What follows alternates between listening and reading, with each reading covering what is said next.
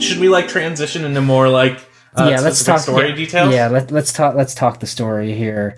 I'm conscious of the fact that like it's going to take us 25 hours if we go beat by beat. So let's Yeah, I don't think we need to recap the entire story. I think we should like talk about subjects that are important to us. I think like going like with a like I don't know how we can do this reasonably. I guess. How do you tackle all 18 chapters? They're just so segmented, like from front to back, which is very of its time. Like the modern era is about that kind of like segmented storytelling, right? And we get that with a lot of the open world type. Follow the what is it? The waypoint. The waypoint. Yes. Through the story, beat by beat. And you only tarry during sections when we allow you to do side quests. That's just very like 2020, and it's going to age as well as any of the other contemporaries do, like Horizon Zero Dawn and Nier Automata. These other things that have been like those are the games of the generation that really define the PS4 era. And with Final Fantasy VII R, we really see like the meta construction of this game is so clearly kind of based in the old tradition of RPGs in a weird way, because it is you do a dungeon, you hit a boss, you get a story beat. And they do that 18 times, but they also they kind of mix up the order of that. Sometimes you get the story beat and then you get the dungeon. When you get to the sewers, you get the boss fight at the beginning and no boss fight at the end. Like they play around with it, but they really stick very stringently to boss fights, cutscenes, and character development inside those cutscenes, and then like dungeons. And you do dungeoneering, and during those points, we might have little quips with characters, but. I thought it was really impressive, and there's a part of me that goes, the next Final Fantasy VII games better not fucking do this. Because it is gonna wear its welcome out. It was perfect here, and I don't want to see it again. It works here. It's maybe a little too much here. There's so loud. There's areas that are explored here that just plain did not need to be explored. What's the one that you think is what is the area that you think did not need to? What are you cutting, Scott? I mean, you have to cut one. It's less about like the necessity of areas and more that they turned areas in the original that take like 5 minutes to walk through and you get a couple random encounters and make them into whole 20-minute dungeons. And then instead of like streamlining those areas so that it's like, okay, we know this is a bit long, but like this next part will not take nearly as long. Like you're going to breeze through it. It's like, every single area just gets this massive overhaul.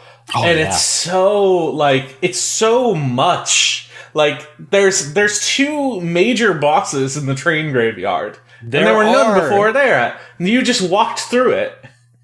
It is such a weird reimagining that, like, didn't really need to take place. Like, I'm of two minds of whether or not like I think it's a good idea or a bad idea. I think as an exercise in game design, it's really, really interesting taking these old concepts and trying to adopt them into new things. But going from this gigantic sewers dungeon straight into like this graveyard dungeon into the tower dungeon is just like, oh man, it really feels like a slog at some points.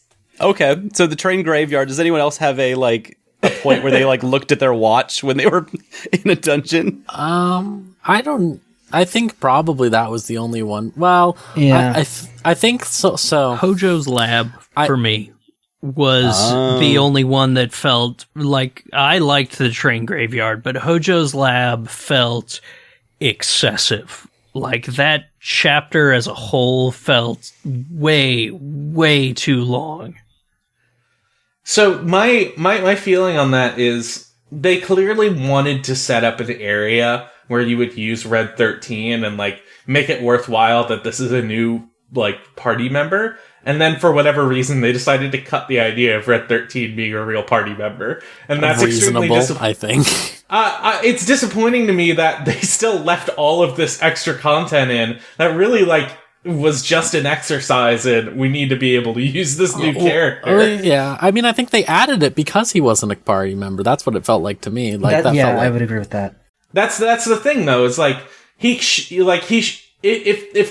I feel like there's a reasonable amount of content in this game that it could have justified the development of Red 13 as a playable character. And then for whatever reason that never got finished, or they decided to scrap it for a new idea or whatever. And it's like, that's a little disappointing to me, because I think the alternative of him just like being a dog that hangs around and also he still has a limit break for some reason is like weird. He does have a limit break. He has got a limit break and he uses it.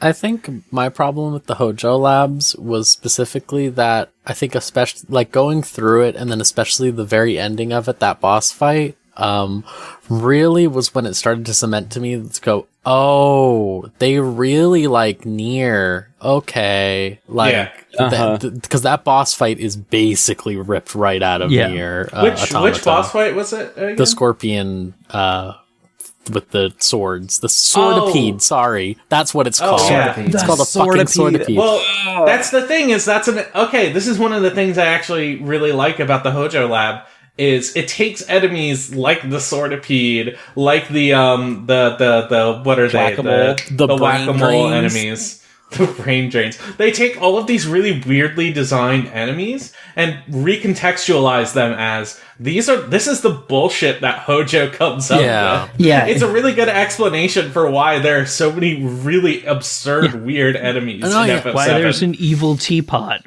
Fuck.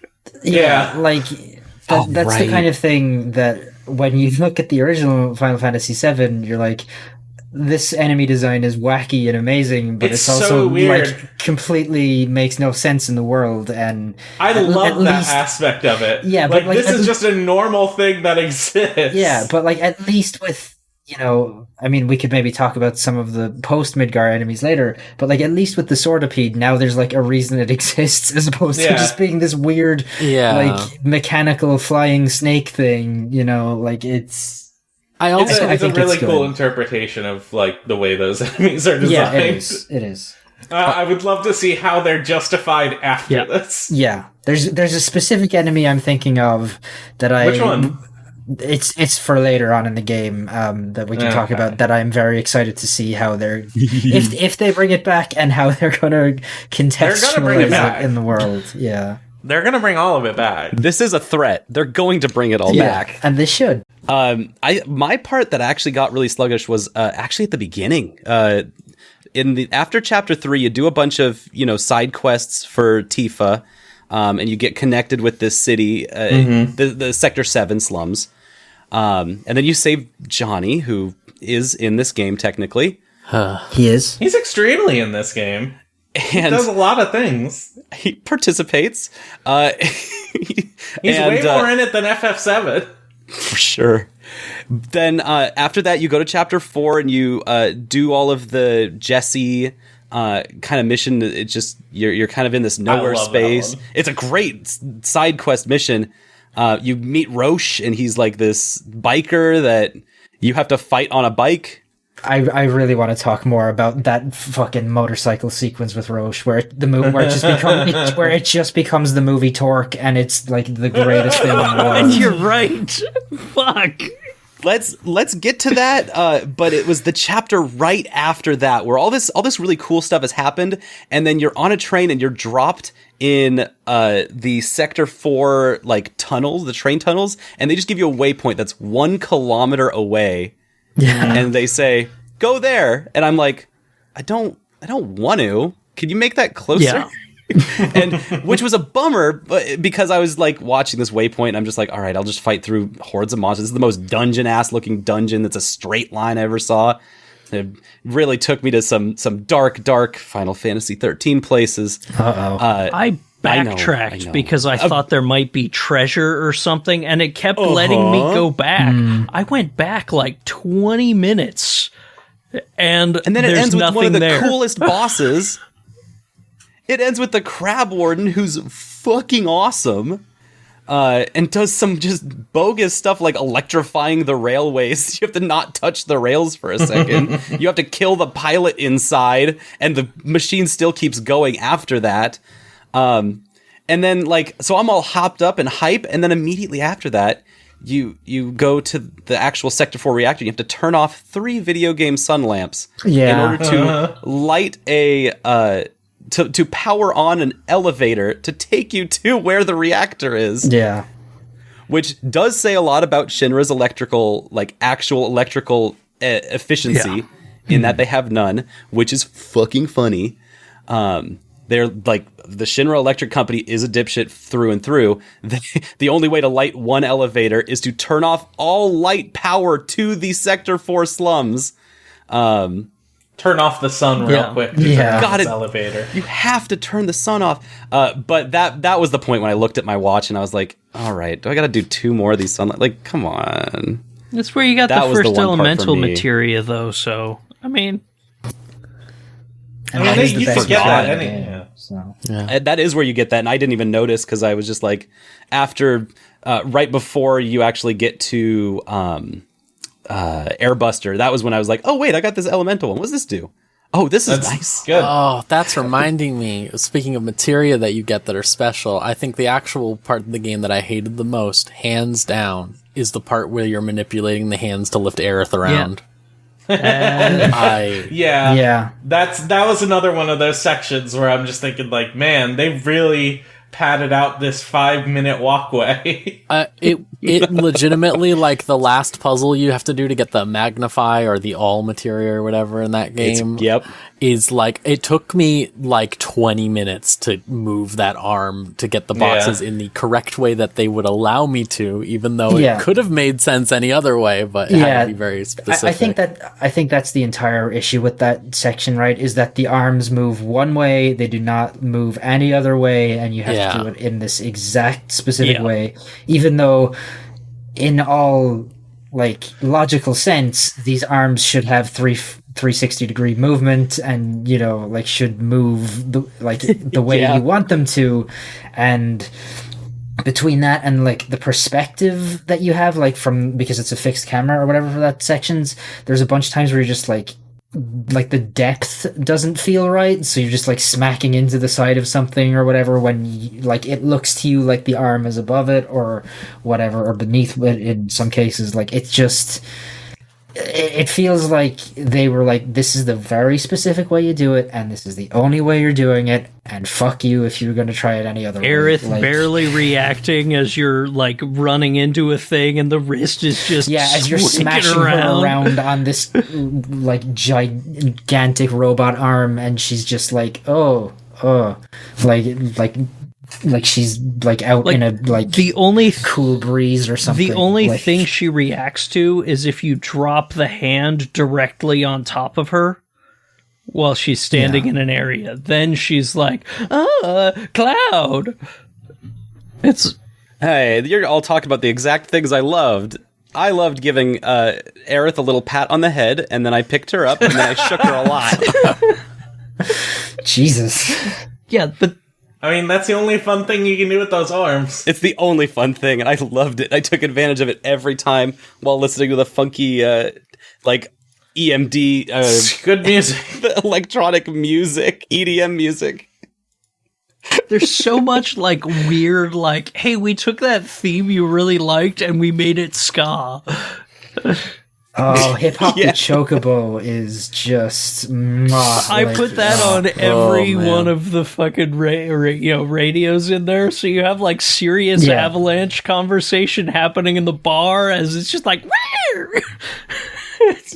I genuinely think it's the best worst song. It's amazing. there is like even the Chowder Man at his best isn't that good. Like I don't think it's just fucking incredible music. Wow. I love that song. So yeah, those are all the parts we didn't like. Yeah, so let's like actually talk about the story because we're 2 hours in and this is never gonna end. Yeah, no shit.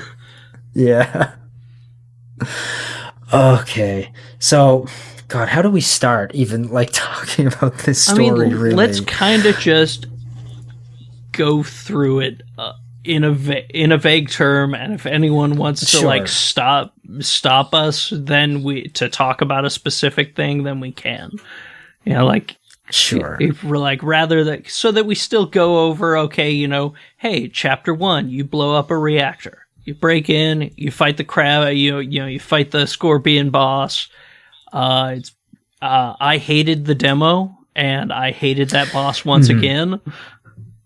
But, you know, after that, the explosion is so much bigger. And that's one of the things I liked about this one is in the original, there is dialogue talking about how, like, blame it on Wutai, yada, yada, yada, you know, the war on Wutai and stuff like that. Sure. But it's so little. And having that expanded into, oh, it actually was a small bomb that didn't do much damage. Shinra blew up the frickin' thing themselves so they could justify another war with Wutai to build more Mako reactors. Which is sort of what's implied but never like explicitly stated. And in this they state it so much that they turn it into a 9/11. Yep. Like it's a big thing. Like, you know, it's just a really cool change from the original. Like, that's what I liked about going through them at the same time. Anything else to say about Chapter 1? Because that's... direct action really works. If you are trying to dismantle a capitalist system that's overbloated, if you give them a reason to destroy their own stuff, they'll fucking do it. Yeah. Yep. I will say, Chapter 1, I did not expect it to happen, but when in that opening, when Aerith looks up to the sky and the camera pulls back and you see all of Midgar and the little chime hits and the logo splash, like that got me. Yep. Like I was like, okay. It's a very loving recreation. It is perfect. It's really funny because it's like in the demo to FF7R, they just start it exactly with that intro. Yeah. In the like full version, they add another extra sequence before that, which is like just a small like tone setter. Yeah. And then it like just kind of casually blends into it. It's such a like weird tiny detail that was included. And what I love it's that image we've seen recreated on every single console because they've always done that as a tech demo to tease us. So to have it be an actual game is fucking wild. I might I just might restart the game just to watch that again. Yeah, like honestly, they've shown it so many times running on the PS2 and PS3 and whatever else that like I was like, we've seen it recreated a million times. This isn't gonna be anything, and then you see it and it's just like, oh, okay, like it works. Like this is real now. Yeah. I think that's what it is more than anything. Is it's the feeling that like, okay, they actually made this. Like, I am holding this controller in my hands. I am interacting with this, which I didn't expect and was very pleasantly surprised about. Otherwise I don't have a ton to say about Chapter 1. I feel like it's a fairly good recreation of the original. Yeah. You know? My only thing that I have to say on top of everything we've already said in the last 2 hours is the Scorpion Sentinel boss scared me a lot because I was worried that every boss was going to be over-designed like that one was. Yeah. Yes, same. Because they do everything in that boss fight. You have to hide behind stuff. The boss jumps around a whole bunch and you can't hit it sometimes. You have to use ranged attacks and melee attacks and magic attacks. You have to learn all of this right now or else you die. And it's a lot. It's weird because it might be the worst boss fight in the game, I think. Yeah, it's much better on playthrough 2. Yeah, I think it just has too much health. Yeah. I think that's the problem. Yeah, that's for a first boss, Yeah. It's definitely a tutorial boss to try and teach you can't just hold down the button on most of these bosses. You need to learn how to do these things, which I think it's really effective at. but like the over-design feeling is something I felt when playing the demo, because it's like, man, really, if every single boss fight is like this, I don't know if I'm going to have fun with this game. What I really want to do is just unload on bosses. Like, thankfully, this game, like, splits it, it splits it, like, halfway down the middle a little bit, because I think a lot of the bosses are over-designed in that same way. Not nearly... There are a lot that are rigid. There are a lot that are more fluid. But like as a tone setter, it works. And then once you're used to that style of play, it makes playing the rest of the game way easier. I feel like it also maybe is like such a drag of a boss fight, because at that point you're so limited in your abilities and what you can do. You know, once you start getting more options, like, bosses become just better to deal with, I think, as well. Like, maybe it's... I think it's, like, it is just really them, like, treating it as a tutorial boss that they kind of gave too much health to, really, I think, is the big flaw with it. Like, it just lasts too long, and I think that like, when we played the demo, that was the big take we all, I think, had, was that, like, oh boy, I don't know about these boss fights in this game, but, you know... Which other boss fights I felt like were not nearly as long. No, I would have liked other fights to be way longer. Yeah. Not at all, yeah. After we leave the Mako reactor, then that's where it, like, really diverged, though, giving you the, hey, you're walking around the city, you get to see the aftermath. I love that. And it's also the first time Sephiroth shows up in the, you know, having the vision, and it was super, like, you know, that's like that weird little moment of, no, Sephiroth didn't show up until the end in the original. Like, you're going into Shinra Tower and there's bodies everywhere. Instead, it's like the beginning, here's your thing. It's very compelling, and at the same time, as we're going to get into, when I think back on it, it feels so weak. See, that's where I liked it. After the rest of the game, like, I have so many weird feelings on this, like, and we're gonna get to them when we get to the end, of course, and maybe I'll just shut my mouth and sit there, but it's like, retroactively looking at how many, like, weird divergence points are in this, and how many, like, strange, like, takeaways it tries to make just to shock you, and to make you think, like, this ain't your daddy's FF7, this is raw, baby, it's like... I don't know. It's strange. In the moment, I really, really like. See that first, but it's like But once you, like, learn what the mystery is, it becomes way less compelling. The first one I liked, because the first time it came up on it, as somebody with pretty bad PTSD with some stuff, that's what it felt like. It's just like, here is this, you know, him having this vision that is not there, but for you, it's there. I think, like, they changed some of the houses and stuff to Nibelheim houses, which I think is a really nice touch. Yeah. That was cool. It was cool. And, like, the door on the floor and stuff like that. And, you know, the classic, you know, fire, and there's Sephiroth. That's FF7. Yeah. That's the thing that struck to me about it, is that made me go, okay, so they're creating a game that's based off of what FF7 means. Yeah. Like, is in your mind what FF7 is. And I thought that was really interesting. Yeah. That was when I noticed that the first materia that Cloud gets, he comes with the fire materia. Yeah.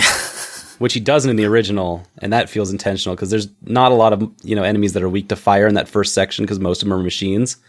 But he has fire on him. Like, his weird relationship with fire is predominantly written upon in this first sector. Yeah, it's just one of those really, really interesting segments and changes. Just, now I'm escaping the cops and picking up materia and exploring the city a little bit more.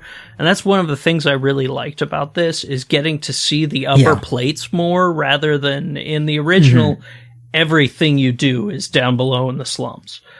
There's nothing on a plate. Yeah, it was this whole section, including, like, they give you materia that's like the deadly dodge materia in this section, and all of it really feels like in chapter 2 that they're saying, this is not your daddy's FF7.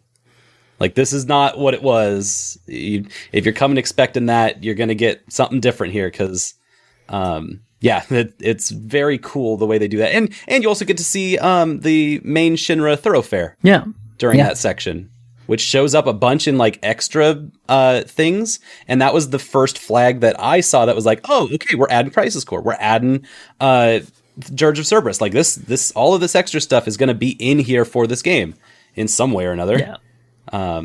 That was what stood out to me about Chapter 2 a lot. Yeah. It's just like, that's what I was hoping for with this game, and I got it, and I'm really happy about that. Yeah. Got it immediately up front. Yeah. And then after that, we get to head back to Sector 7, which we've already talked about a bunch, with just doing side quests with Tifa and getting to choose what dress she wears at Don Corneo's and stuff like that. I mean, you don't know that's what it is, but I was respectfully role-playing that section when she asked, what dress do you think we should wear when I go out tonight with you, because we're going to have a date? I went, as Cloud, something sporty, because that's of course what Cloud would say. What were the other options? It was something sporty. Something exotic. Something exotic and something sex or something luxurious. Sexy. Yeah. Oh, it was like something expensive. Yeah, that was something expensive. So based on those choices is what she wears at Corneo's, right? Yeah. So what winds up being what here? Because it's I don't know. It's like I don't remember which one I picked, honestly. The sporty one is a super tight fitting Chinese dress. That's the one I got. Okay. There's the luxurious is the default, which is a purple cocktail dress. Right. Yes, and the third one is just a nice, not a kimono, but Chinese. I forget what it's called. Qipao, I think it's interesting that you bring up that this is in fact that one of these is in fact a default dress, because this is an entirely missable scene that none of us missed because we just did all the side quests. Yeah. But it's like none of us missed that. We did all the side quests. Oh, sure. But like, what I enjoy about like this section, like on its own, is the emphasis on place. Like it uses the idea of a Sector 7 slum like very, very effectively to give you to like set the tone of like these are the stakes of like what people live in, what it means to actually be in a place like this. I felt like it was incredibly fantastic, just world design, being able to look up and see that plate, which speaks so much more to the way like it does way more than like what FF7 did at all, trying to explain class difference in this world. Just with the set of visual design. And that's what I think is like really, really effective in this, is it uses it's a cool takeaway from the first sequence, because it's like, okay, you do the FS7 part, and then you have the Sephiroth section, and then you just have like this like pretty open like side quest area, and none of this exists in the original FS7. Yeah, it's this emphasis on it's this emphasis on like making changes that are like cool and substantive without needing to like do weird justifications for them. It's just no, of course this is what you would do if you like were living in this area. Right. You would need to find a place to stay. You would like, if you're trying to like make a new life as a mercenary, this would probably be the way you go about it. And the fact that it doesn't shy away from those gritty details is really, really interesting. I like the way that's handled. And then that also leading into the next sequence, which is the Biggs Jesse Wedge, like that entire one is such like cool, like 1, 2, 3, 4 hit punch of here are all of the things we are doing with FF7. This is not the game you have been you expected to play. Right. Yeah. We're going to make you play the motorcycle minigame. And it's so good. Oh, God, it's beautiful. It feels so good. It's good. It's good. It's like I think going into the game, there was a part of me that was very much like, I really wonder how they're going to handle stuff like these kind of mini games that are sort of pivotal to the original game. There was a part of me that was like, I wonder if they're gonna just take out the motorcycle stuff because you can't have rollerball be the end of the game or whatever. Like, are they gonna figure out a new thing? And then going like 3-4 hours into the game and them going, guess what, motherfucker, you're getting on a motorbike and you're gonna swing a sword. And it like comforted me in a way of just like being like, okay, they're gonna do this and they're not gonna shy away from any of the silly like side shit that's in the original game. And then fucking I thought Roche I was gonna have shows to up. wait. Yeah, and it becomes Torque, and it's just like, I just loved that whole scene. So good, so great. The cool thing about like the motorcycle sequence and like seeing Roche for the first time is it sets up this implication that one of the things soldiers do as part of their training is learn how to motorcycle fight with swords, which is so funny. It's amazing. It's incredible. Oh God, he's only third class. Like the perfect form of combat. Yeah, I thought I was going to have to wait until literally the end of this game to get the motorcycle sequence if it was in there, and instead it's a smart addition to yeah. include that early on, just so you get a sense of what this game is going to be. We can have this really high action set piece. We can set you up for the motorcycle minigame so it doesn't seem like weird and out of nowhere, especially because the second part's going to be a lot harder. Yeah. But, like, it does a really good job of setting reasonable expectations for the game. And most importantly, if you get over 80% health through that whole section, Jesse gives you a kiss. Oh, that's nice. Which is just straight up Outrun, which that made my nerd heart warm. It's amazing. Like, it's just... Yeah, and then that whole thing is really just an excuse to... I mean, that's where you get to experience the upper plate even more with Jesse's dad and all that stuff we've already gone over. Yeah, I think we've talked a lot about Chapter 4 a bunch, if we just want to move on from that. Yeah, let's continue on. You skydive back down in an incredible scene. The skydiving sequence so good. I wish you could have controlled that. If there was some kind of mini game to that, it would have been amazing. That was the moment for me that I was just like, okay, the inspiration and the sensibilities this is appealing to are not simply to people who love the 90s. This is a fucking 80s extreme sports montage. Just out of nowhere. This is nowhere near what FS7's supposed to be, but that's what it is now. It's so good. It's the same way the whole bike stuff with Roche is like straight out of, like I said, Torque or Fast and the Furious. It's that sensibility of those kind of shitty car action movies from the 2000s. It's a fucking Vin Diesel sequence. It's great. Yeah, it's a big Hollywood goofy epic. And it even has little sensitive parts that you'd get in a Hollywood thing where you're walking down the street and the cats are following you, and the cats are all literally just you. Yeah. It's the 4 different cats that are all shaped like your party. It's so good. This is a cat game, by the way. This is a hardcore cat game. It's 100% a cat game. So then you go back down, you land, and then the Dementors start to show up. Let's do this. Which, that was when I immediately knew what I think I messaged you, Solon, pretty quick after that, where I was just like, I know what this game is doing. This is 100% just the Father's Day episode of Doctor Who. Yeah. Can you just really briefly explain that? Because I know you've said this to me 4 times. Okay. And I'm not entirely sure what that means. The first season, when they brought Doctor Who back with Christopher Eccleston, there was an episode where they traveled back in time to right before Billie Piper's dad was murdered. Oh, no. Yeah. Was killed. Okay. And she does something to save his life.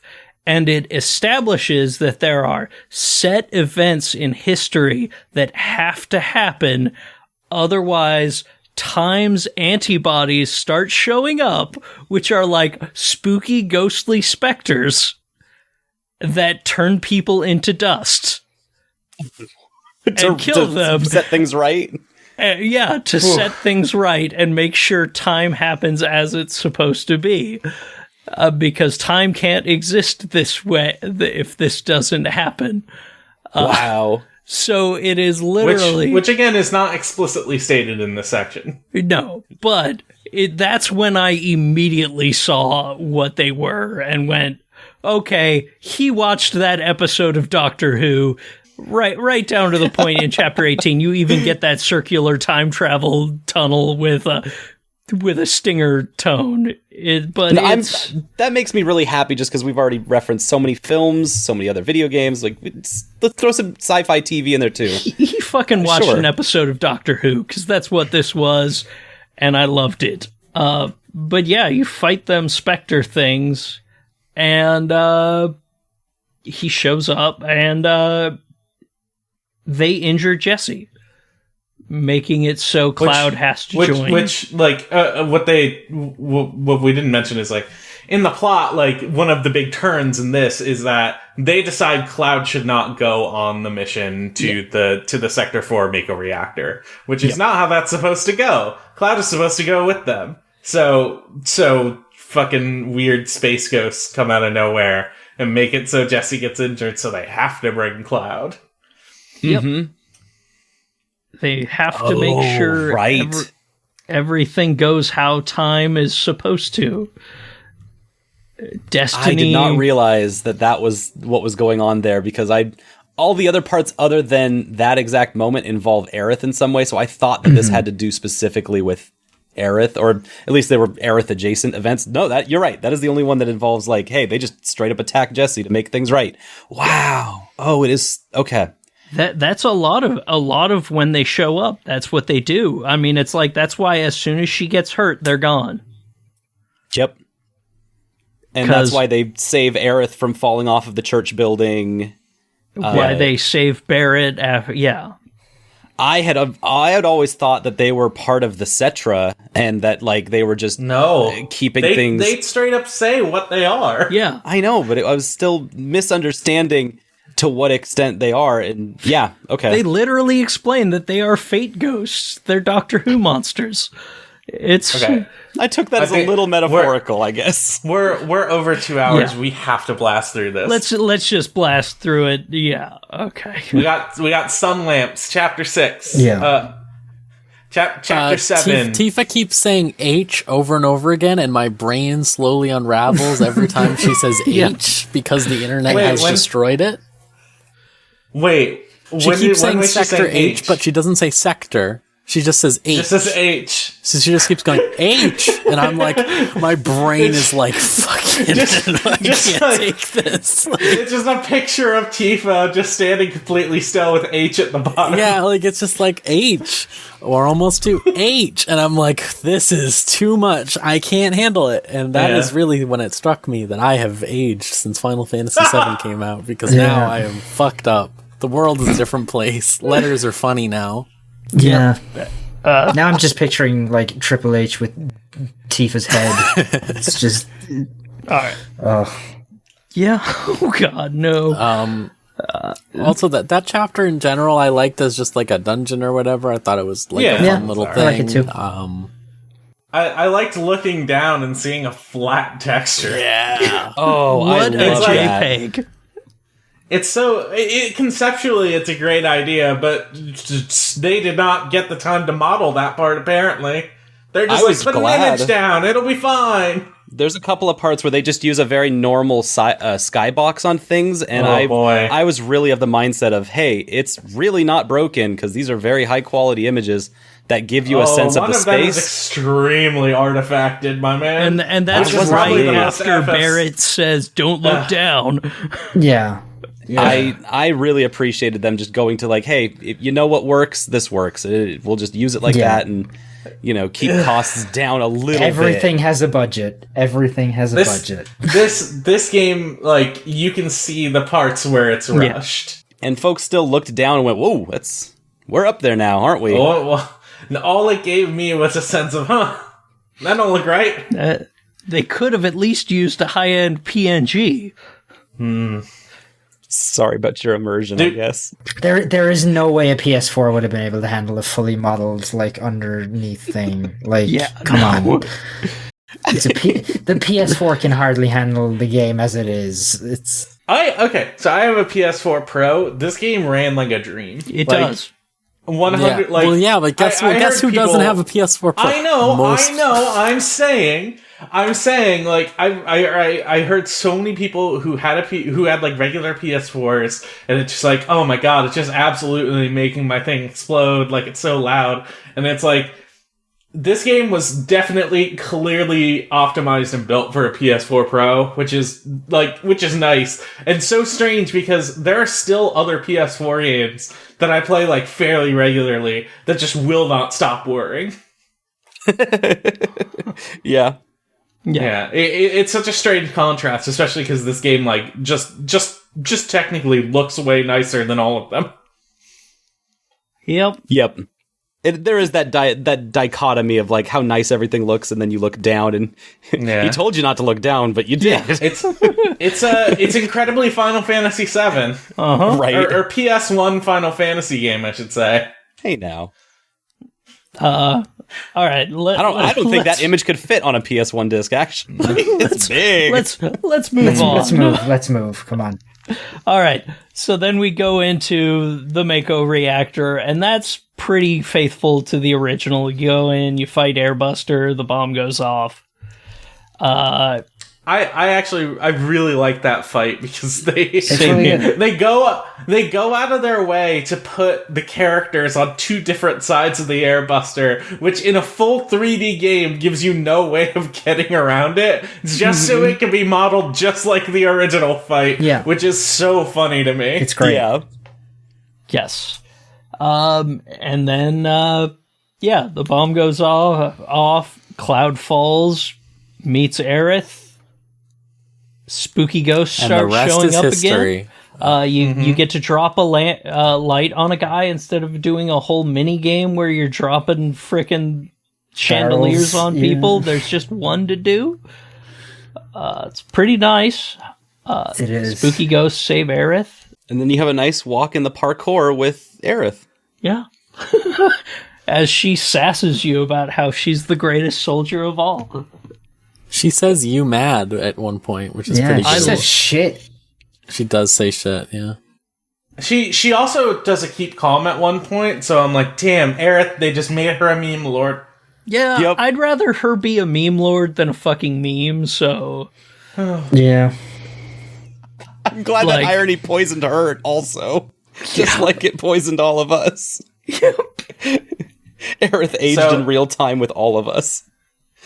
So, I think we're coming to the part of the game which is probably one of the bigger, like, set pieces for a lot of people. Like, after you're exploring around with Aerith, there's the whole open world section there, which, another one of those, like, totally fine. A good way to set up the slums.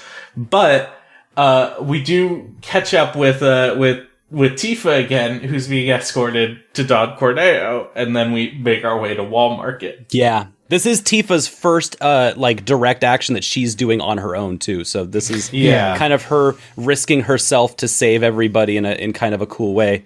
Even though her plan is just ask Don Corneo a question. Yeah.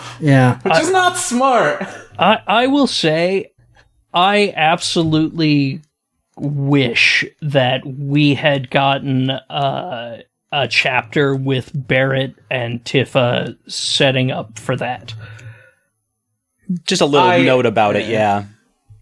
Yeah, I prefer that they didn't, because I think one of the things that this game does that I'm not a huge fan of is that the original FF7 does a good job of like exploring things that don't necessarily need to be, or like actions happen that aren't explained because there are people in the background doing these things. Yeah. And you have to deal with the consequences of that. And in this version of FF7, like it keeps going out of its way to explain, oh, Shinra's doing this for this, and it's like you don't necessarily need that much subtext. Or you don't need that much subtext turned into text. Right. Like, you can piece together that Shinra is a bad company. And, like, get the turn of just seeing Tifa out of nowhere, she's in this weird dress, she's being escorted off, is such a, like, I would be excited to see what people think of that scene who've never played FF7 before, because it's like, it would probably be, like, a pretty shocking moment. Especially after you spent so much time with Aerith, and you're just ready. You're ready to get back to stuff, and now it's another big wild left turn. Yeah, and I just like that Tifa's expressing some real tabletop role player energy through this, and I identify with that. Yeah, she's trying to pass so many charisma checks. Yeah. Yep. Yeah. So we get to Wall Market then, because that's where all this goes down, and I think, for me at least, Wall Market is my favorite part of the game. It's really cool. Vegas. It's got a real Kamurocho vibe to me. Like it's just so good. I love that whole section. I'm gonna do the entire next segment in my local boy Sam Chris, Elliott Chocobo Sam voice. Don't do this, Chris. Don't do this. I love Chocobo Sam. He's great. Look, I worked at a deli where fucking Sam Elliott bought fried chicken just about every morning he was working on his farm. So, Oh my god. I love Chocobo Sam. At some point, I wish he had said, "It's you. You're the Chocobo rider."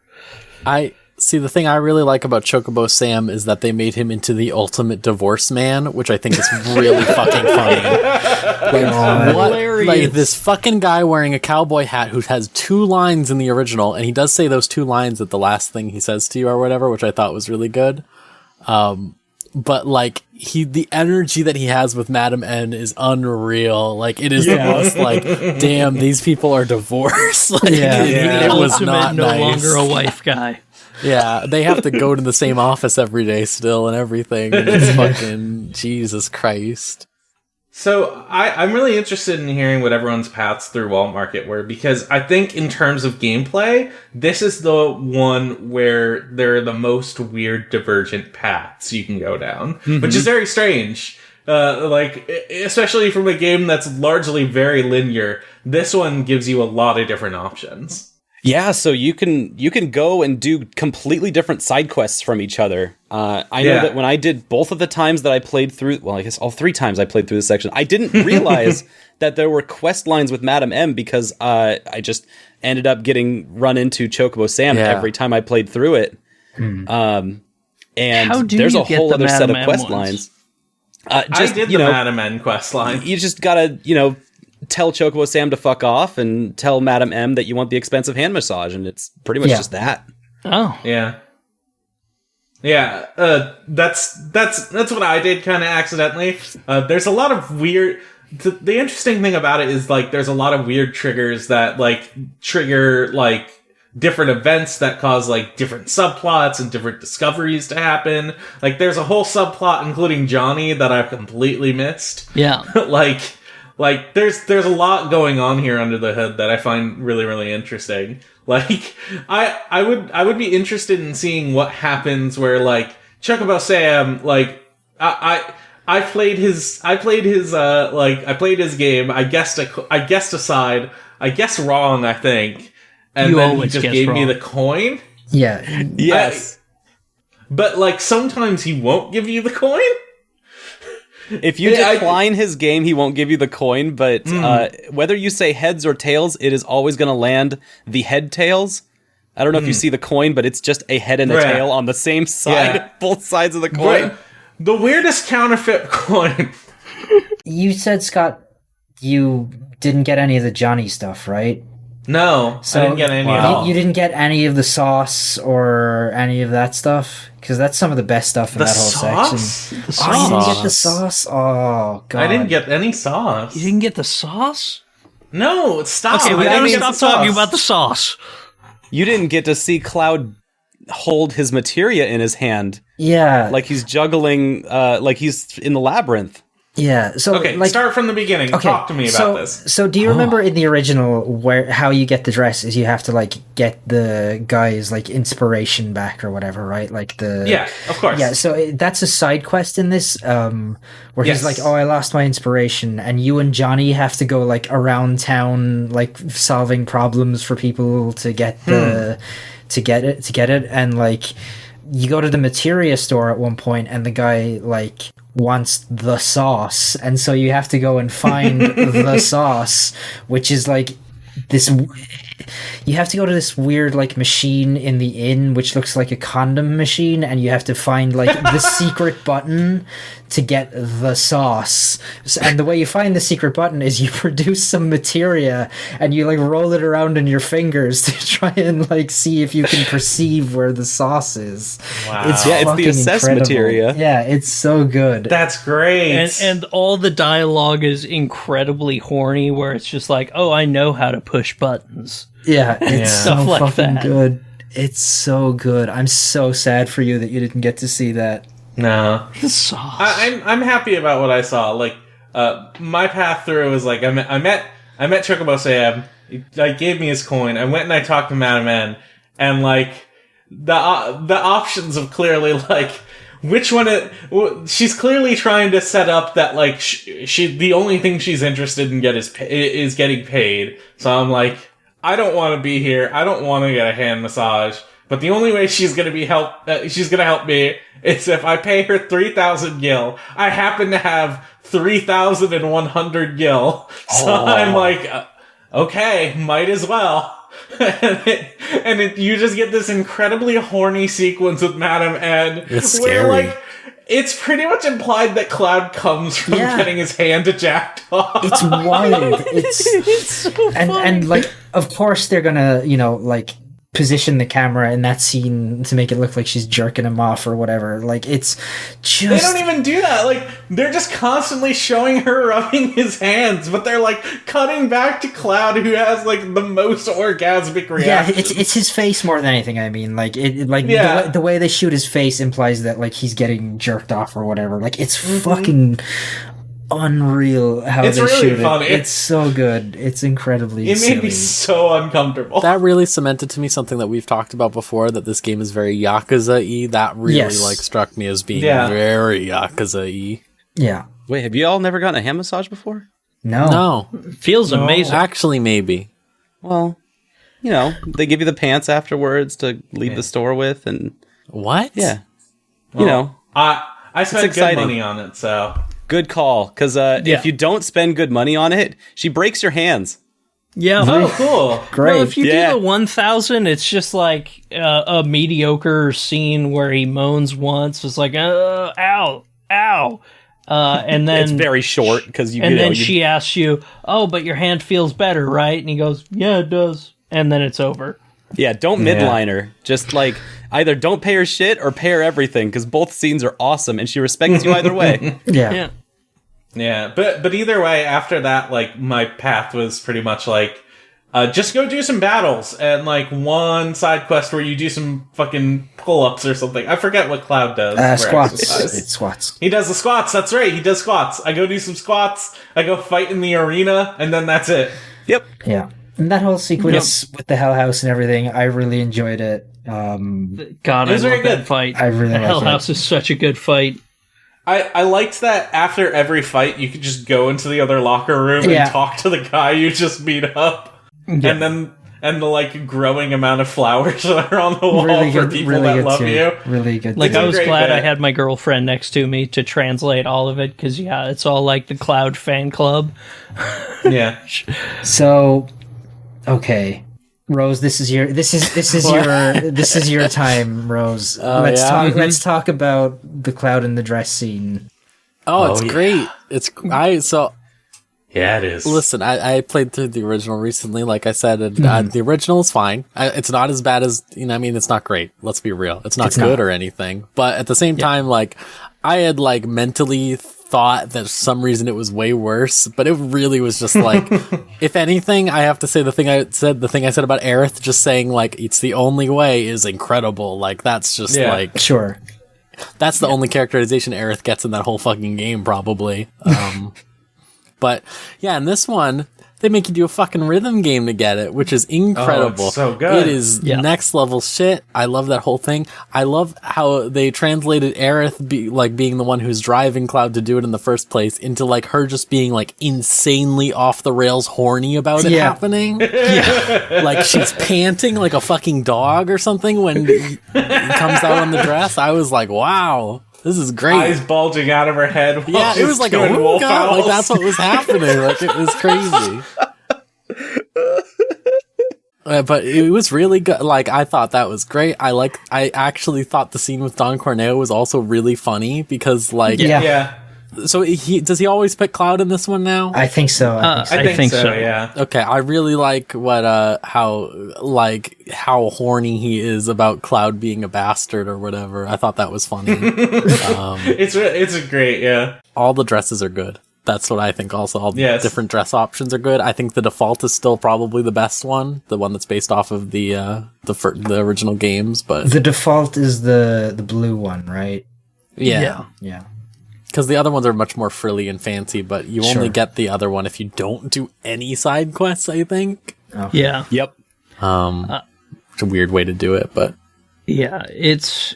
that scene came at the right time for me, because, like, I was going through a lot of stuff, and it made me feel good about myself, if that sounds... Sure.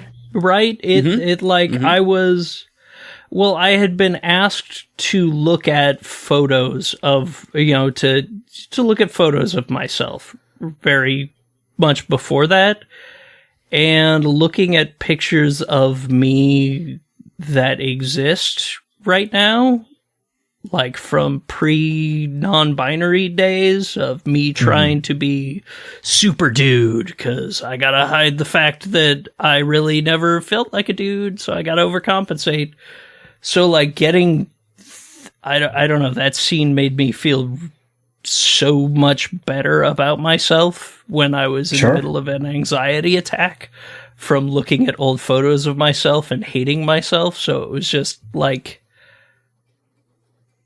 It felt so good just to see a thing like, yeah, gender's bullshit. Like, just be hearing you. Andrea Rodea just say it was nicer than I expected. It didn't sound like some kind of, after school PSA kind of thing. It was just like, thanks, Andrea.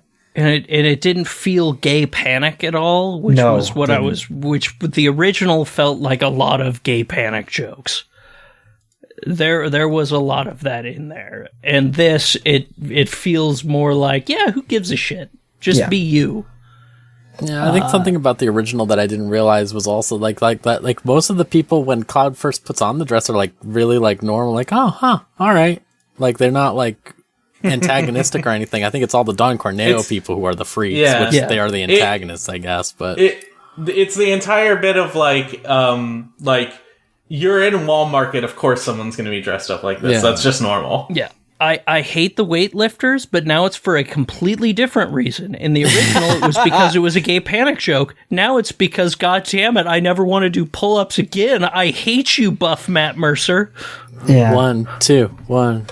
Yeah, and like, what's the character's name? Jules or something like that? Yeah, in this game? Jules. Very much presented as a, non-binary type character, and nobody comments on it. It's not a joke. It's just, this is just who this person is. Yeah. Just they like being buff. Yeah. It's much better than... They run that gym. Because I have also started replaying the original, and I just did that this morning, and like the comparison is completely different. Whereas, in the original, it's somebody who is dressed up like a woman who everybody's going big bro or whatever, and it just comes across bad. Whereas in this, it's just like, these are just people out there living their lives, and nobody judges them or treats them like freaks or anything like that. And it's just good. Yeah. Even in the slums, there's safety in community. And I'll say the only thing I don't necessarily... I have mixed feelings about this, but it's like when I was playing as Cloud in the dress, I was like, I was exploring around the town as well. Like, you're just supposed to go straight to Don Corneo, but I'm like, I want to see what happens if I like poke around these corners. And it's like every single like corner that I turn is just like another NPC going, "Oh, who's that girl? She's so pretty." Like every single like time I walked anywhere, it was really overwhelming, the fact how much it was called out to. Yeah. Sure. Like I felt it was fake, but like it felt really reaffirming. I was pretty. When I go out, that's how I want to be. I want to be here that I'm pretty all the time. Thank you. Yeah. Every single person. If anyone doesn't, I'm gonna kick their ass. I think the thing that really blew my mind is that Cloud just chooses to walk like that. That's all I'm saying. Nobody tells him to. No. He nobody can just dance like that? Is that part of soldier training? Yeah, that's what I'm saying, I do really like that instead of giving him like a wig like they say in the original, it's just like two extensions onto the end of his hair. Yeah, they like, just come by and clip him on. It was so slick. It's so silly. I did not like the rhythm game. I thought it was so loud and over the top, and I couldn't... Like, every time I played that game, I felt like I failed, even when I did it perfectly in the big production at the end. The prompts are scary. They're so scary. They're very poorly conveyed. A couple of them flash by way too fast, and a couple of them are on...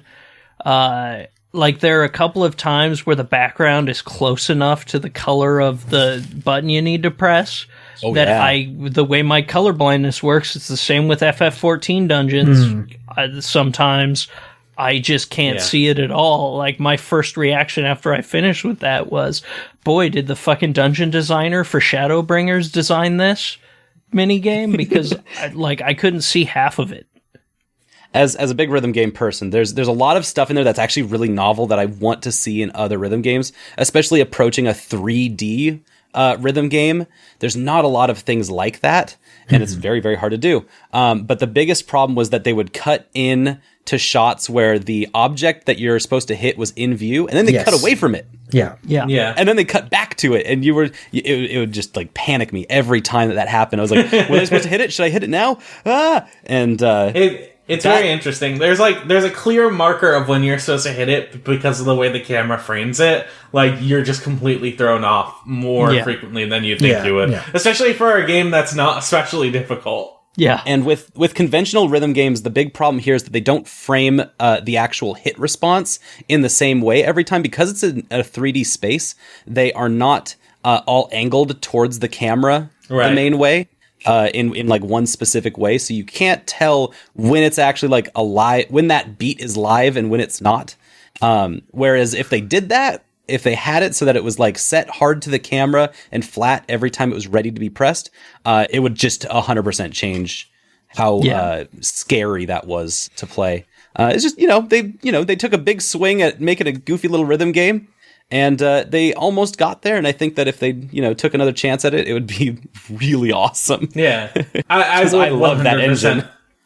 I would 100% play more levels of that. Yeah. Mm-hmm. Like, what I liked about that rhythm game specifically is that I think one of the big problems with rhythm games is it's really easy to miss a lot of the finer details of like the dancing and the motion that they're trying to do in the background, while the foreground itself is focused entirely on, you need to do the rhythm, you need to do the rhythm right so you don't fuck it up. Yeah. And what I liked about this conceptually was the integration of foreground and background, and it spaced out the times at which you needed to do rhythmy stuff long enough that you could absorb what was going on in the dance number.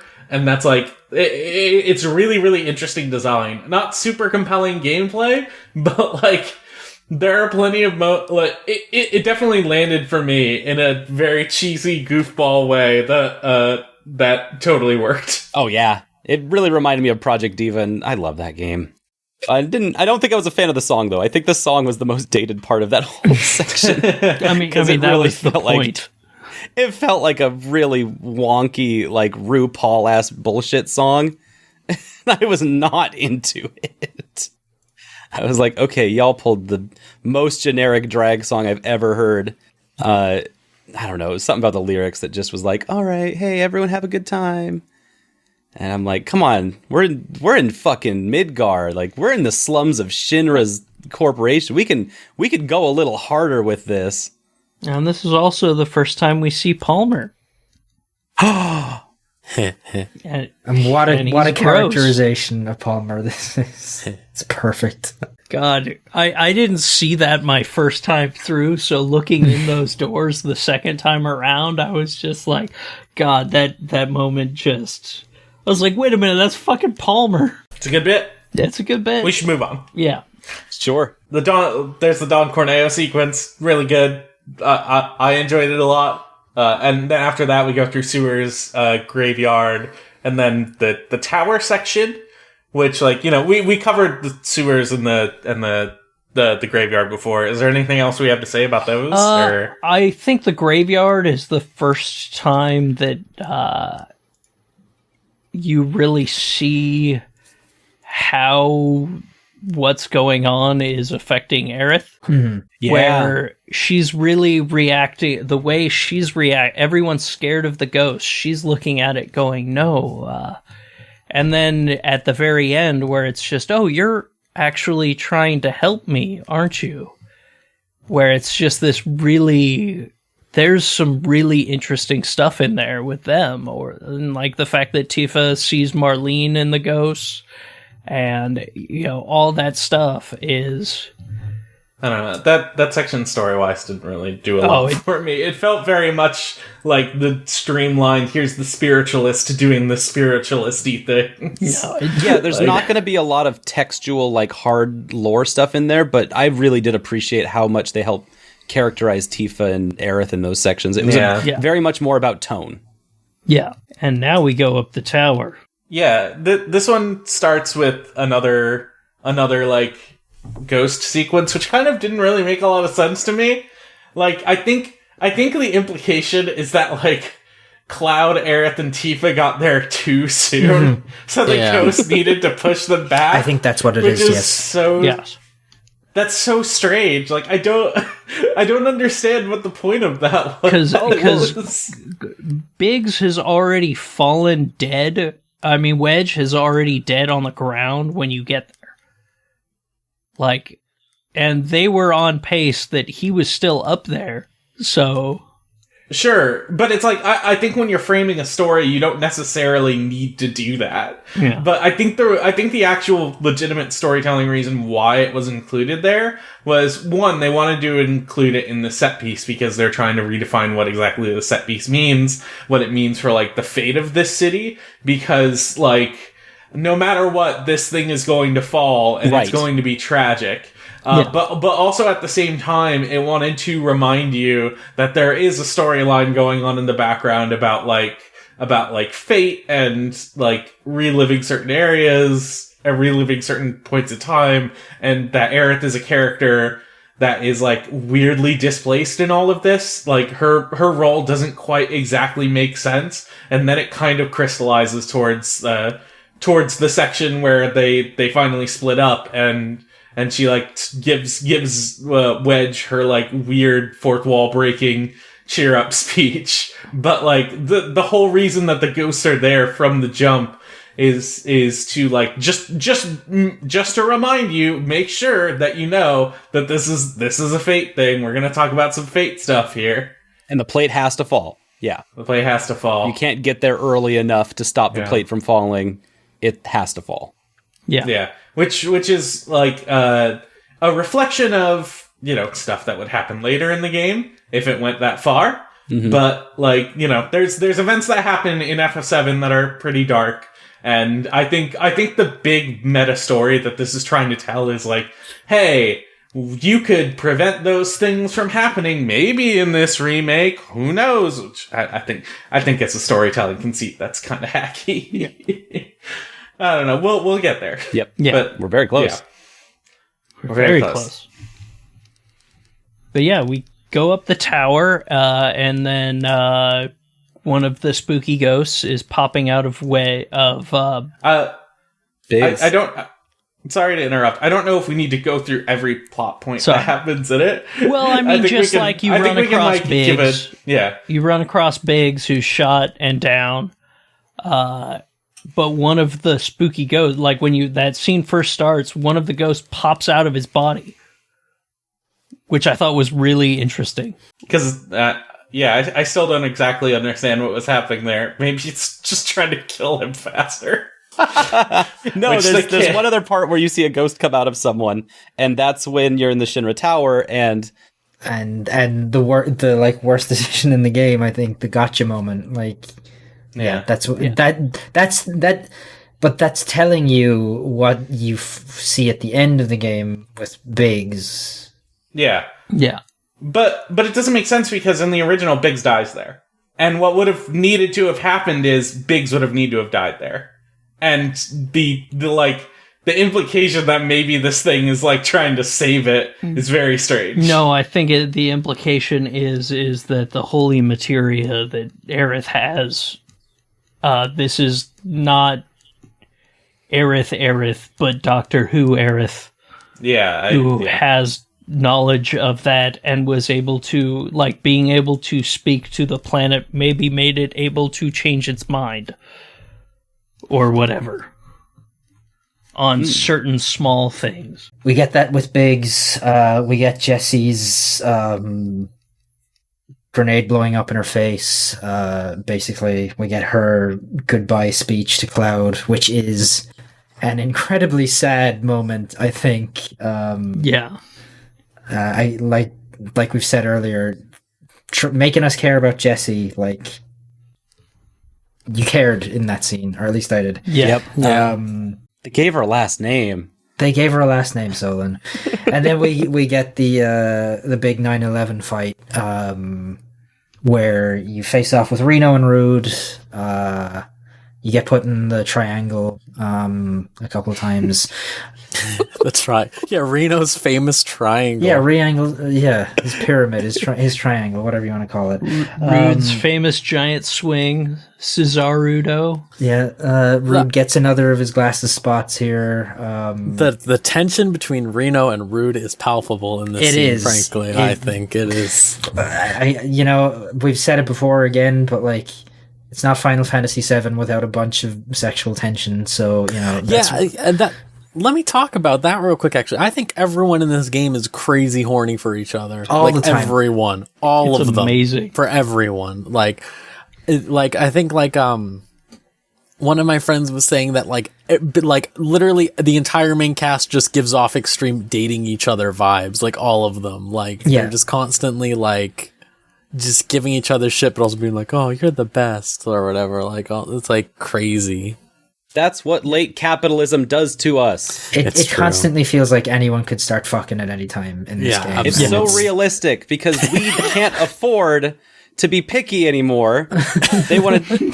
We need to rise up and take care of each other for ourselves because no one else is going to. It's very realistic. Shinra's not going to fuck us. We gotta. Yeah. We've got to fuck each other for ourselves. So. Then 9/11 happens. Every fucking time. We get the thing with Sung where he does the little sign to let you know, and then we go back to Aerith's house to find Marlene, and we get that nice little scene where Barrett explains that there are bad people hurting the planet. And he has to go and protect the planet and protect the slums.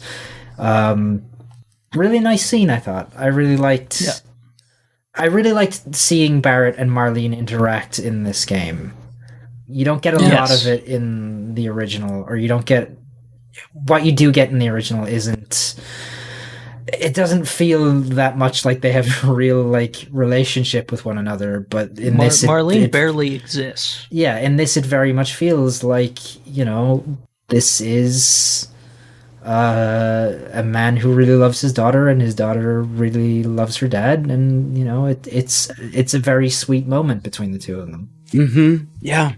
I think that gives me more hope for the arc with Barrett that will happen later in the game. Definitely, for sure. Absolutely. Mm-hmm. Yeah, I think so. And then we get the big chapter 14 quote unquote romance thing, right? Yeah. Yep. I mean, they're just 3 really good scenes. They are. Yeah. So depending on the decisions you've made the entire game, you get a scene with Barrett, or you get a scene with Tifa, or you get a scene with Aerith that kind of adds closure to this section of the game and how they feel about each other. Right. Yeah. So, like, for me, I got the Aerith one where, he kind of... She says something along the lines of, you must not fall in love with me, even if you think you already have, and he goes, like, don't I get a say in that, or whatever. I haven't watched the other 2, so I don't really know what happens. I don't know who got what. Well, we said the Tifa one earlier. It was just we already and the Barrett talked one. about the Barrett one, too. Yeah. Sure, okay. They're both great. Yeah. Like that's like the main point of Tifa's characterization. Like, the only place where you get to see how much it kind of breaks her losing her home, essentially, and stuff like that. Like, those are some really, really good scenes, all of them, and just... And when we talk about, like, the chapter 14 ending scene as being like it's its own dating scene, this is one of the other, like, only 2 parts where they very clearly say, hey, the meta construction of the original FF7, we're going to do that for every one of these remakes. Yeah. So that, and, like, seeing and fighting Sephiroth, like, those are played with almost the exact same, with some reservations, almost with the exact same gravitas. Like, hey, you're going to make choices, and you're going to date one of these characters, or you're going to, go out and have a scene with them, and you're going to fight Sephiroth. Which is kind of a funny, like, dichotomy, but I feel like they're very similar. But maybe I'm just a huge or a huge dating sim nut. And after that, it's back to the sewers, right? You meet up with Leslie, who is Don Corneo's, like, right-hand man, who kind of helps you out. You realize very quickly when you meet Leslie, the first time you're through Wall Market, that he does not like Don Corneo at all. Like, he's kind of trying to take him down in a lot of ways, and you find out why here going through the sewers. But this to me he's also another like, complicit person in the system of everything. He absolutely is. He feeds the other 2 girls to Koch and Scotch, or whatever their names were. Scotch and Koch, yeah. So, do you know about, like, who Leslie is, by the way? Leslie, like, in the greater world. So there is, there is a book called Final Fantasy VII: The Kids Are All Right, a Turk side story that is about this detective, and then Leslie and Kyrie. What? Yep.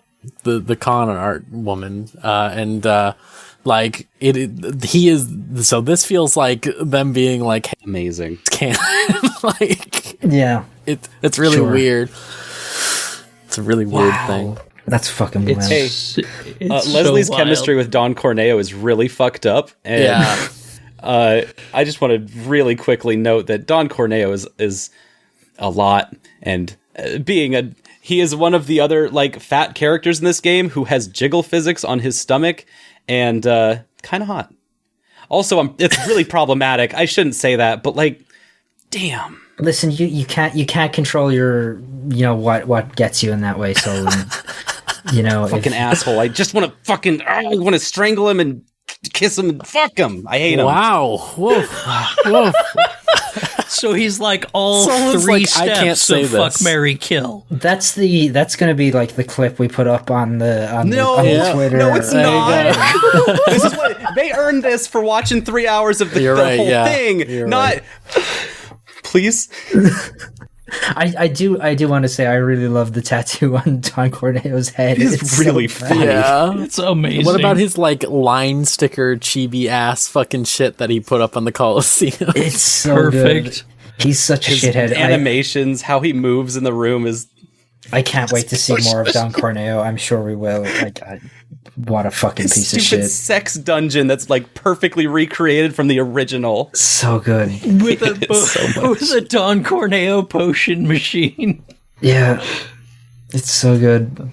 Watching him like dance around on his bed before he pulls the lever is just Mm-hmm. And if you don't answer and you just leave it, like, and he just keeps dancing around, it's just fucking... Oh yeah, I watched his whole dance and didn't even make a decision on that, and he just pulls the lever on you in the end anyway. He's like so mad that you didn't give him the time of day. It's so great. It's so great. Honestly, I could have done without going back to the sewers. Yeah. I get why they have you do it. I felt like to me that dungeon felt unnecessary. And it's weird because there's a lot of like post side quest cleanup that you do in there. Yeah, there is, like the Corneo stash or whatever else. And yeah. Which then if you complete it, it takes you out of the dungeon. Yeah. You have to go back in. It's really weird. It only takes you out of the dungeon if you've already beaten the boss. If you haven't beaten the boss yet, it does not give you that option until after you beat the boss. Then it says, do you want to go back to turn this quest in? That's subtle. So it doesn't force you to like leave the dungeon and come back in. Mm-hmm. That would suck. That would suck. Yeah. But it just gives you the, like, it waits till you're done with the dungeon and then immediately tells you, hey, go turn this in. Weird part of the meta construction of that game, but it works. Yeah. And so after we get out of the dungeon, that's when we start climbing up the plate again, right? Not a lot of story up there, but God, it's incredible. Yeah, I found it like kind of strange because to me, when you climb back up on the plate, like I kind of wanted them to do the weird bullshit that they did the first time, like in the original, where you're climbing up the like weird wires and putting batteries into things, and it's like a weird bad platformer as opposed to what they did. But I actually wound up really liking what they did because you're seeing that the level of destruction that the plate caused. You've already seen it in the slums, and now you're seeing it on top of the plate, and you're seeing like buildings are still falling down around you as you're moving through it, and I think it's like just a very striking visual. Yeah, just like hearing crackling and turning around and seeing stuff just falling from where you were before. Yeah. Like there are so many visuals in there that are You're also fighting amazing. Through the soldiers, like the third class soldiers who are just with the little putty job of cleaning up the destruction and surveying it for any survivors and stuff like that. Like really just gritty, nasty jobs that apparently third class soldiers have to do, which apparently there's a ton of them. But there's a lot of like little tiny bits in there that are great. And then it all ends with another robot fight. I think this part in particular, like there's a lot of FF13 in this game, but this is the part that felt like it was just ripped out of FF13. Really? Like the whole segment, like the way that you're like walking around and jumping off shit and like grappling just hooks, fighting enemies and like doing the like kind of the weird grappling hook almost. Like just like all of it, just like I think it was mostly the color scheme too, because there's a lot of areas that look like that sunset type setup and everything. Like it just felt like, wow, this is FF13 and I love it. I don't know. I was like, yeah, I love just walking like in a pretty linear way. I hate exploring. Can I just say that right now? Yeah, I do too. My brain can never shut up like when like there's multiple paths and I'm like, but I need to get all the treasure. I need to get the special things. I need to make sure I don't miss anything. And like it's just knowing that it's very limited in scope makes me so calm. Yeah, like playing this game made me realize what I want out of a Final Fantasy game that isn't the MMO is I want to just have a directed, like, focused experience, and I don't want to have to deal with a world map and running around and just, like, meandering around the place. I want just show me the story, just show me the characters, and, just do that. Don't fucking bloat the game out, so I feel like that's probably the absolute best choice that they made in the whole game for me, honestly, because I think I think there was an assumption a lot of people had that this was just going to be GTA Final Fantasy VII, basically, that this was going to be a fully open Midgar that you just ran around. And I'm so glad that it isn't, because I think it would have been a miserable experience if it was. Like, I'm excited to see what other cities, like, what things look like now everywhere, because Midgar in the original is just like this. You're underground, under the plate. It's this dark place. Like, there's a lot of dialogue about it being forever night, which never made sense. And it's kind of nice getting the context of being able to look up and see the sun poking through the plate. But, oh, it's such an interesting, weird thing. So, the Shinra building, I think they did a really good job at, like, changing the old, like, because when you get to it in the original game, it's like, do we storm in the door or do we go in the side? And I think the way they did it in this is very smart, in having you actually go through the side into the lobby, and then you get the choice of, like, the elevators or the stairs. The stairs. The stairs was so good. I love the way they do it. I love the way they do it.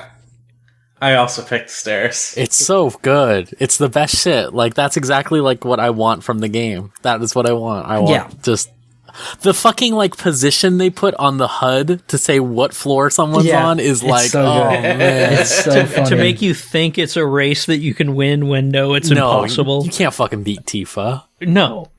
And I love that you can't beat Tifa. Because, like, in the original game, you could just hold the run button and just run up as they were, like, stopping. But in this, watching Cloud, like, begin to visibly struggle and almost fall behind Barrett at times, like, is just great. It's one of the best, like, character moments in the whole thing, I think, for me. Yeah. When you just have to sit up there at the top for, like, a good minute while everyone catches their breath. It's really interesting because the practice of running up all of those stairs in FF7 in the original is, like, it's a weird divergence that, like, borders on absurd. Like, they tell you straight out of the gate, hey, you can do this option. It's available to you, but it's not going to be the cool, fun option. The cool, fun option is run straight through the front door and then, like, go up the elevator and to fight all the enemies. And in this, it's just, do you just want to, like, climb up literally 60 floors to like get to the top and skip all that? Yeah, sure. And it's like quieter, it's a boring, tedious thing. And at one point Tifa says a bad word that you shouldn't say. And it's like, it's such a like weird, mind-numbing experience having to go up through all of that. And the interpretation of it for the remake is, we're gonna double down on how ridiculous this prospect is. You said you wanted to climb up 60 flights of stairs. We are going to give you the experience of climbing up 60 flights of stairs. Like, you can start going at a full running pace, and then you start to realize, oh no, Cloud isn't quite running anymore.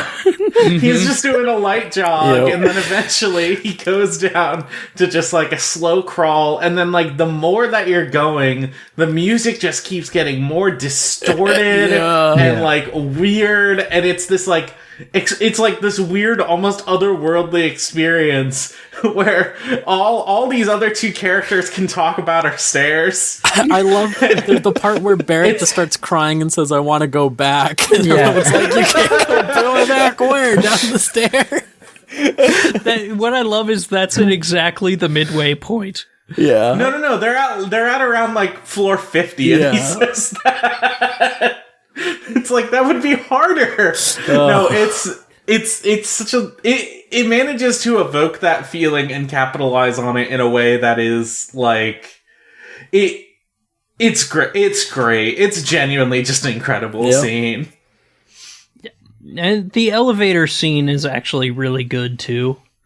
I've heard there's like a lot of weird actual storytelling in it. Yeah. Which I missed because I was walking upstairs. You go up 10 floors and then you get in a fight with some guards. And then you go up another 10 and you get in a fight with some guards. And then you go up another 10 and Cloud's got his sword out and like just waiting to swing. And then the door opens and it's just some lady there.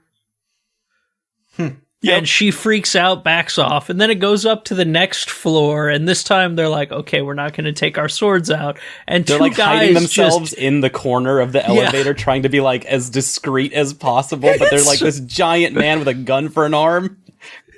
As two people are on the elevator, not paying attention, they get off the next floor, and then there's a really good discussion, which is just like Barrett going, Tifa like, oh, see, there are regular people that work here too, and then Barrett giving the but he literally says, hey, they're complicit in the system. Yeah. Mm-hmm. Like, and it's great, and it's just like, unless you're actively fighting against it, you are complicit in its crimes, and it's. I don't know, because I think the thing that this game tries to reinforce, at least with those sections, is like the people who are benefiting from capital one way or another. Like, they can be complicit in the system, but they can also be victims of it, too. Yeah. Which, like, it obviously, like, people who are working directly for Shinra are not, like, are not having as hard of a time as they are in the slums. Sure. But they are, a lot of them are also struggling to just survive. Like, they make no bones about, like, people who get to live up on the plate. Like, if they for whatever reason can't make rent, they're just immediately down on the slums. Yeah. Like, no wasted motion, you're out of here because you're a fucking deadbeat. Yeah. It's trying to reinforce the idea of, like, in a capitalist structure, like, the way that you adapt in order to survive is, like, become a capitalist, and you can be as well-meaning as possible and still, like, make the mistake of thinking you're being one of the good people. Yeah. But at the same time, like, the people who died the people on the upper shelf who died when the plate fell in Sector 7, like, their deaths are just as, like, tragic as the people under it as well. Yeah. It is like these people are people too, and that's what this, like, sequence is trying to reinforce. And they even acknowledge it. It ties back into the very beginning of the game when they're first on the train, where they talk about how even most of the people who work for Shinra still live in the slums. Like the middle manager, he lives in the slums. Just because, unless you are, like, higher up, important person, you're living in the slums. It's what are the jobs in Midgar? You work for Shinra. Yeah. That's it. They run the city. Or you make pizza, or you serve slum rolls, or what? Slum rolls. You serve pizza. You make potions in the factory. You make potions in the factory. What does Tifa serve? Eggs and chips? Eggs and chips. That's so fucked. I can't even. I have seen people eat eggs and chips. I would do it. I don't know. It's just like, you make an egg and you dip, like, the fries, the chips, whatever you want to call them, in the yolk. That's what people do. Bad. Like, okay, that's a lot better than I was just imagining fried eggs next to some chicken fries. Like, I was like, It's just it's just like a Denny's Grand Slam, but without all the extras, and it's lunch flavored. Pretty much, yeah. Do we have much else to say about the Shinra building? When you open up on the top floor and you see the people who are working after hours, because they have to deal with all this aftermath, and they're trying to get in contact with their family who might have been in the slums underneath that, and they're panicked. It's a lot. Yeah. There's definitely a lot of stuff in there, and I really liked a lot of the stuff around there, like the museum and the video room and stuff like that, where it's just, hey, you get a picture into how fucked Shinra is. Yeah, the, like, weird, like, almost, like, Scientology-esque, like, beliefs of Shinra. Yeah. What do they call it? Like, planetology? Like, why can't we learn about President Shinra's golden gun? Why wasn't there a little audio log that would explain to me what's his golden gun? Because they had it in a little fucking exhibit, and I was desperate to know about it. I really, really wanted to know about his golden gun. It's a gun made of gold. Yeah. Oh, same. Also, President Shinra being voiced by Skullface from MGS5 is, like, the perfect casting, I want to say. Yeah. It's, like, absolutely flawless. I love that. It's really good. Skullface voice, Cloud. Such a lust for revenge. Yeah, so BioShock Infinite Museum of Fun. Yeah. Open to the public and makes you watch the video wall between every single room. God. Do we have anything else to say about Shinra Tower before we get into it? No. I think we covered Hojo Labs pretty extensively. Yeah. I want to get up to the scene Planetarium. The scene where with President Shinra. Let's talk about it. That's where I want to get to next, because that scene made me mad, because I mean, like, the lead up to the thing that happens in that scene is bad enough, but when you see fucking Masamune go through somebody, you know what that means if you are familiar with Final Fantasy VII. And at that moment when they did that, I was like, oh shit, okay, this is the big change that they're making. The thing that happens in Final Fantasy VII is not going to happen. And then they retconned it after what I think is maybe the best boss fight in the game. And I was pretty mad about it. We can be explicit about it. Sure. Go a little more in depth for me. So, Sephiroth shows up and he kills President Shinra, and then he stabs Barrett through the back with his sword. Rose, do you want to give a little more forward, or? So I think that the way that scene plays out in general is way worse than the original. I thought in the original, when you just walk into the office and see President Shinra fucking stabbed with the sword, that's like, this fucking rules. And instead, that was amazing. There's just dead bodies everywhere. Yeah.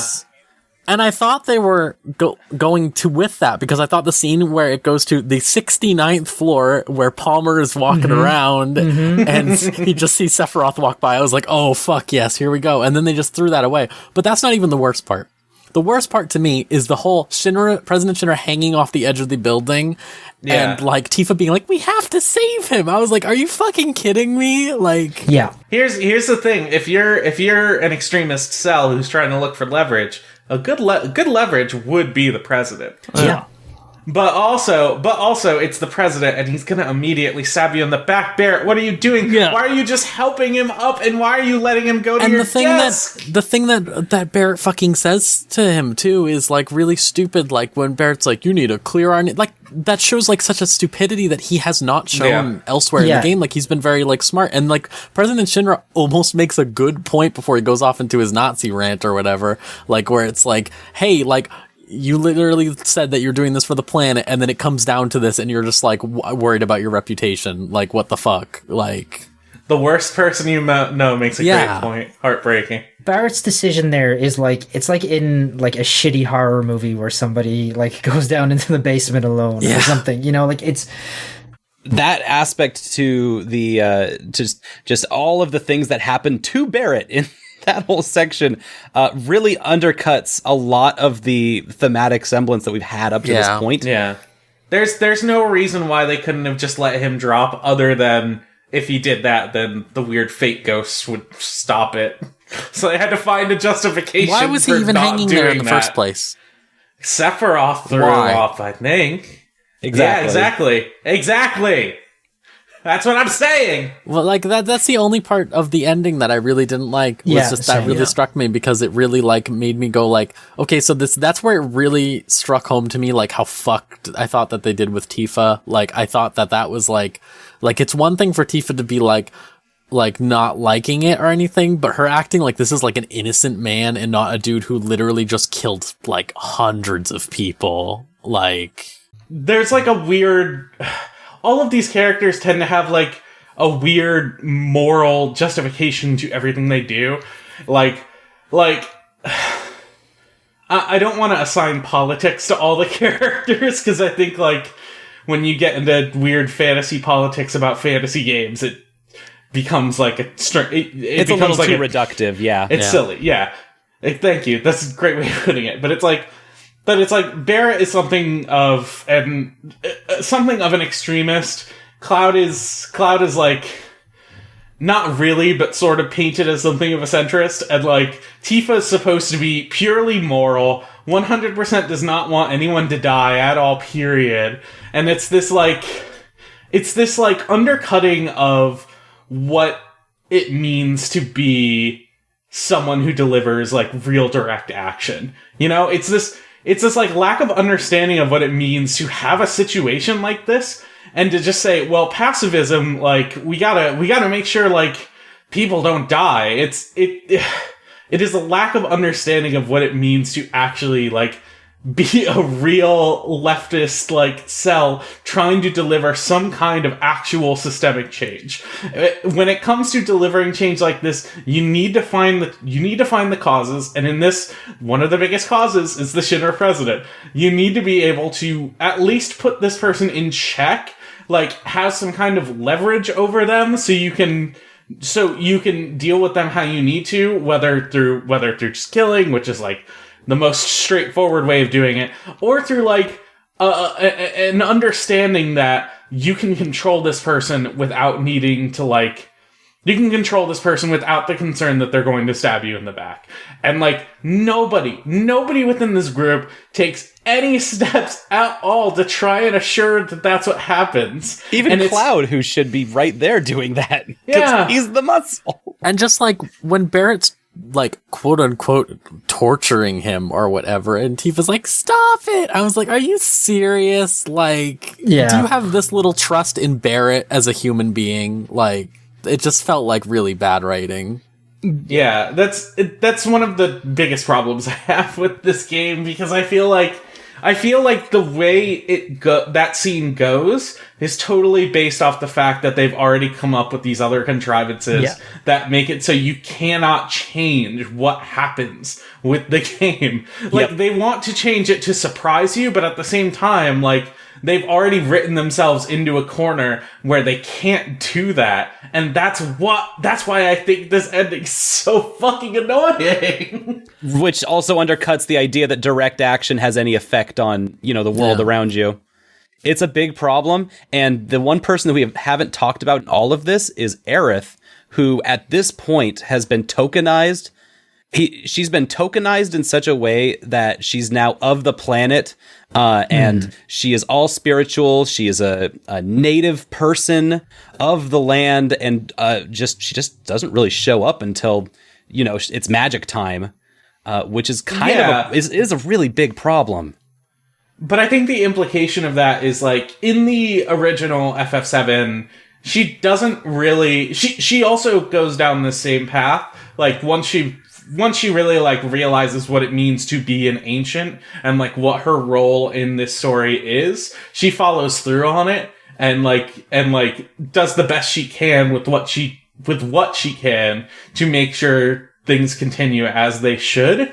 Where in this situation, where essentially, I think the prevailing theory is, like, the Aerith that we see in this game is not necessarily the same Aerith that they would have seen in the city. It's like, it's some kind of, like, spiritual manifestation that understands, like, that whatever's happening in this world is some kind of recurrent cycle, or it's, like, time travel, whatever justification they have for it. Like, she understands what's happening in this story in such a meta level that, like, her leaning into a more spiritual characterization sort of makes sense. Right. But at the same time... I just find it really reductive to someone... yes, that too. That is exactly what I'm trying to get at. Exactly. It completely undercuts the emotional core of what they could do with Aerith in a story like this. I think that, like, it just made sense to me that she became more like that, just because, like, she specifically had started to, like, have to hear and, like, actually deal with something that she's clearly been trying to ignore for most of her life with her mom and Hojo and stuff like that. And, like, she's just like, listen, you have to get locked in a fucking glass tube and have Hojo be like, ugh, for like 3 days or whatever. Like, of course you're gonna be like, as soon as I get out of here, I am fucking calling God and we are doing some shit. Like, I am fucking done. Sorry, one of the reasons I wanted to bring up that's the part of the train graveyard is that is really when that shift starts happening, when after she realizes that the ghosts are trying to help her, it's pretty much to... Like, that's when she starts actively fighting against the fate of the planet's fate thing decided for. That's when she starts to pray and things start to change. That's when, you know, and I have a feeling it's like her spending so much time ignoring what probably herself was trying to tell her. I think, like, I understand that, but I think what comes later, like, totally undercuts that. There's an aspect of this we haven't touched on, which has already been explained in the story, is, like, you said it before, that the whispers that are, like, happening are trying to set things in the right motion as it's supposed to happen in according to destiny. But this happens because Aerith touches Red 13, and that activates something within Red 13 where he suddenly has all of this knowledge about the world. And I think, like, the theory implication that I've heard for that is, like, because this is a meta level Aerith that has this external knowledge, she cannot actively say these things herself, or else the universe will try and fucking collide in on her. I was thinking it was more like, because, I mean, like, if we're going off of the idea that Aerith is aware of Final Fantasy VII information, let's say. Yeah. I think that's a bit of a reach, honestly. Yeah, I also agree. But, like, if she is aware of some sort of anything or whatever, Red 13 in general is much smarter than literally all of them. But how come he gains that knowledge when she touches him? That is not an aspect of, like, the original Final Fantasy VII at all. It's just, like, a weird, strange, recurrent thing that happens, like, a couple times. Yep. Aerith touches people, she touches Cloud, and then Cloud starts having, like, visions of things that happen in the future. Like, this recurs. Yeah. This happens multiple times. Like, it's just, at this point, Red 13 is the one vocalizing it. Yeah. It's strange. Like, if we want to, like, move straight on to the end, we can. Well, I need to talk about Rufus. Yeah, we need to pour one out for Dark Nation here as well. Yeah, so in the English localization, and only the English localization, they changed Dark Nation, whose name in Japanese is literally Dark Nation, to Dark Star, which is a fucking crime, frankly. Yep. I think the fake ghost should have interfered with that. Yeah, they that's should what have. Fate Ghost should have fucking taken over. That's what Aerith's last straw was when she said we need to fight fate after she saw that the ghosts weren't doing their fucking job. She was like, fuck it, burn it all down. If Aerith is actually aware of Final Fantasy VII, then I think she would have had to do something to change that, which, you know. It's just not right. She's like, that doesn't suit Rufus at all. He wouldn't name it Dark Star. What's named Dark Star? What's named Dark Rufus's Nation? dog is Dark Nation. Oh, the dog. Yeah. So that doesn't gel with the meta Aerith theory. To me, is the fact that it's not named Dark Nation. But it's just like one weird localization thing that was changed, which isn't even true. Around other aspects of other localizations of this game. No, this is fair. This is Chooch lore, is that Aerith has played the entirety of Final Fantasy VII in English, and she came into this game expecting one thing, and she got another. Now she's pissed. Yeah. It's why she's called Aerith in this and not Aerith. Yeah. And there are a lot of weird localization things. For my second playthrough, I did play a lot in Japanese, and there are a lot of parts where, like, in the Japanese, like, the dialogue is a lot more, like, caring and, like, emotionally charged in a lot of scenes, that they take a lot of that emotion out in the English translation, where it's a much better translation than the original. But it felt like they wanted to keep lines in from the original because they were funny jokes. Haha. They wanted to evoke the mood of the original English localization, which I think is actually a really, really smart call by them.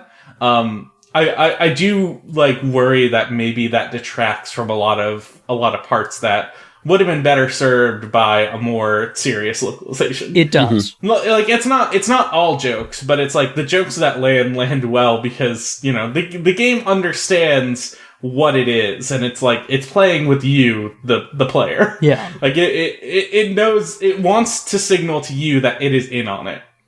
Yeah. But like, that's just one thing I, like, had to point out during this discussion, because it is, like, there is so much more emotion in the Japanese version of this game. I also think that, like, that's a pretty common problem when it comes to a lot of original, like, Japanese games getting translated to English, because in Japanese you can say a lot more with fewer words. Yeah. And in English it's like, punchy line delivery does not take, like, four sentences, you know? They wanna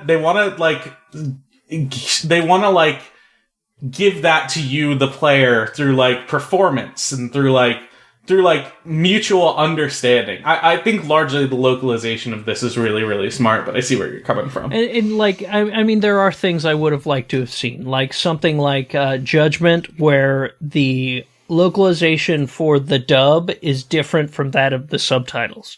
The subtitles are localizing the Japanese, and the dub is fitting into what was said in the same amount of time you had, so you have less words. So having the localization or having the subtitles always just be what's in the dub hurts it a little bit. All right, let's move on to the ending here, because we're like 3.5 hours into this, and I would ideally not like to spend the next hour arguing about the ending either. So I know this is a divisive ending, and let's try and get through this as quick as we can, because I'm rapidly running out of steam here. So I think, Scott, you are the only one of us who dislikes the ending, as far as that's correct, right, as far as I can gather. So okay, let's start off then and just talk about what we like about the ending and why we like it, I guess. So when everyone escapes from the tower, they just go to the end of a road and a portal opens up. Bold choices here. But when a portal opens up, every single character in a row who's there starts giving like a speech that represents their character identity and what they've like overcome. And during that time, their main character motif theme plays, and it just all seamlessly goes in a row before they walk through this portal. And it was so surreal that I was actually really into it, because I was just like holding on like it was a roller coaster ride while like blinking through tears, because like I know all these songs so well at this point after 24 hours of hearing these motifs constantly in the battle themes and everywhere. We just had a giant robot fight with Barrett and Aerith, a duo who have never been together, even though every other duo has been together by this point. It's a cool fight. And it's a buck wild ranged combat fight. Yeah. And like, I'm just like, I don't even know what's happening anymore. So when that happened, I was just beside myself. And I was just like, I don't care what happens next, because this one moment was more than enough for me to just like call this an ending. Yeah. That they're just like talking about fate and how it affects them, and their songs are hitting. Yeah, like how it hit me is like just from the moment I got into Shinra Tower and just saw that motorcycle up there, as soon as he comes down, tearing down the stairs on that motorcycle, and everyone's just tearing out of the building, and you start that car chase, and then they stop and they look back, and the building is just covered in the shades. And that image was just, okay, I had already fully bought in on the shades thing and the fate and all of that, and then just flying down the road, getting another friggin' boss fight on a motorcycle, and then fighting a tank once again, and then you continue forward, you get to there, and you get the whole thing of, Sephiroth coming in and explaining everything, which was weird a little bit, but I was fully bought in at going through that portal. When you go through it, there's the frickin' Doctor Who time tunnel that's curling around as you go through, and then you fight fate itself in what is an interesting fight.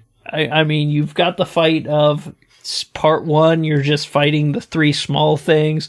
Then it becomes Whisper Bahamut, which was so much fun to fight for me.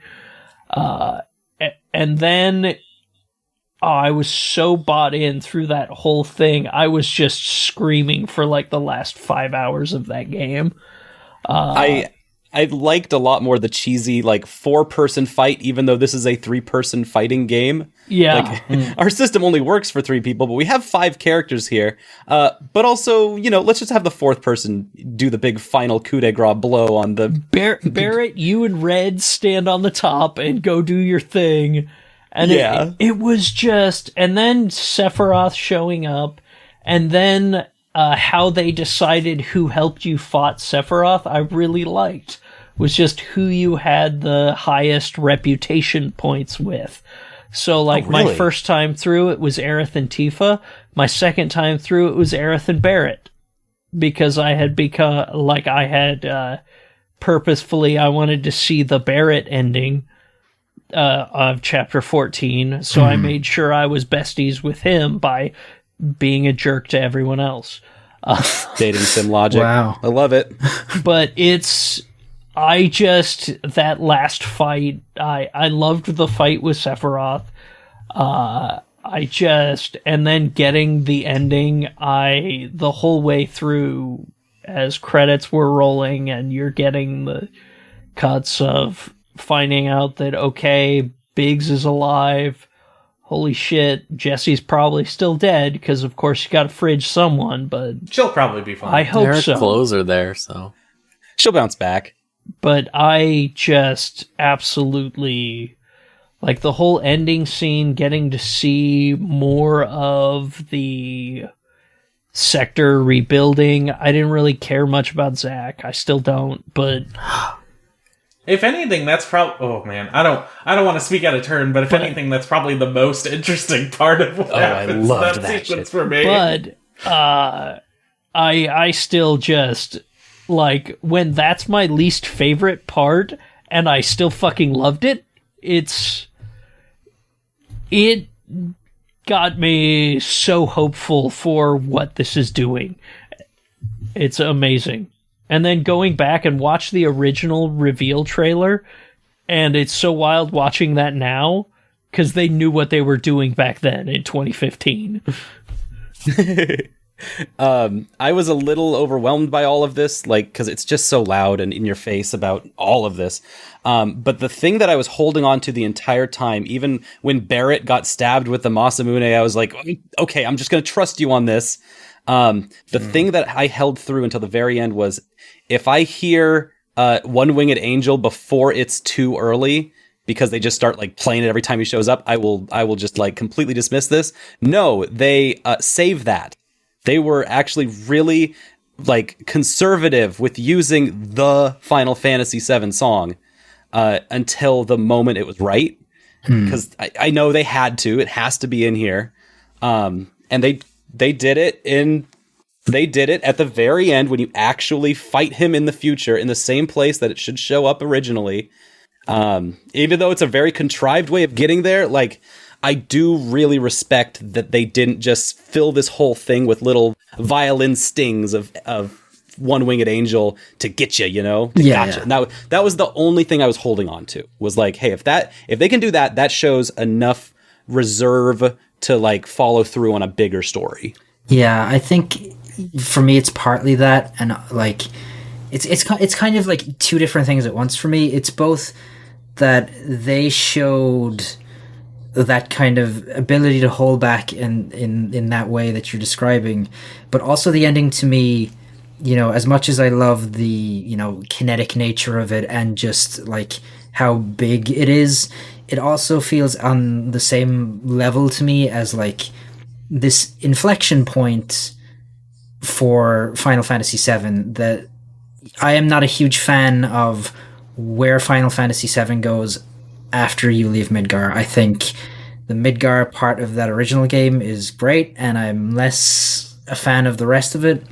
And so for me, it's an inflection point that makes me think that, or gives me at least a hope that where they go from here is going to be different enough that it's going to fix, if not all the issues I have with the original Final Fantasy VII, it's at least going to take it in enough of a new direction and do enough differently that maybe it's going to be something that at the end of it, I'm not going to come away from it kind of wishy-washy on it the same way I am when I play the original Final Fantasy VII now. It's, I guess, just to me, like, both a sign of, like, I'm delighted that they're showing enough restraint when they need to, but also being willing to break with the things that personally I don't think are great about that original.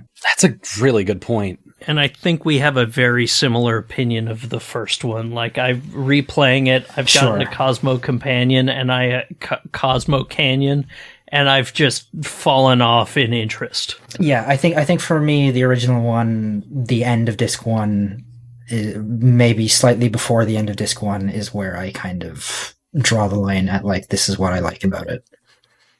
Yeah, Rose, do you have any thoughts about how the ending, like, you know, how it affected you or anything?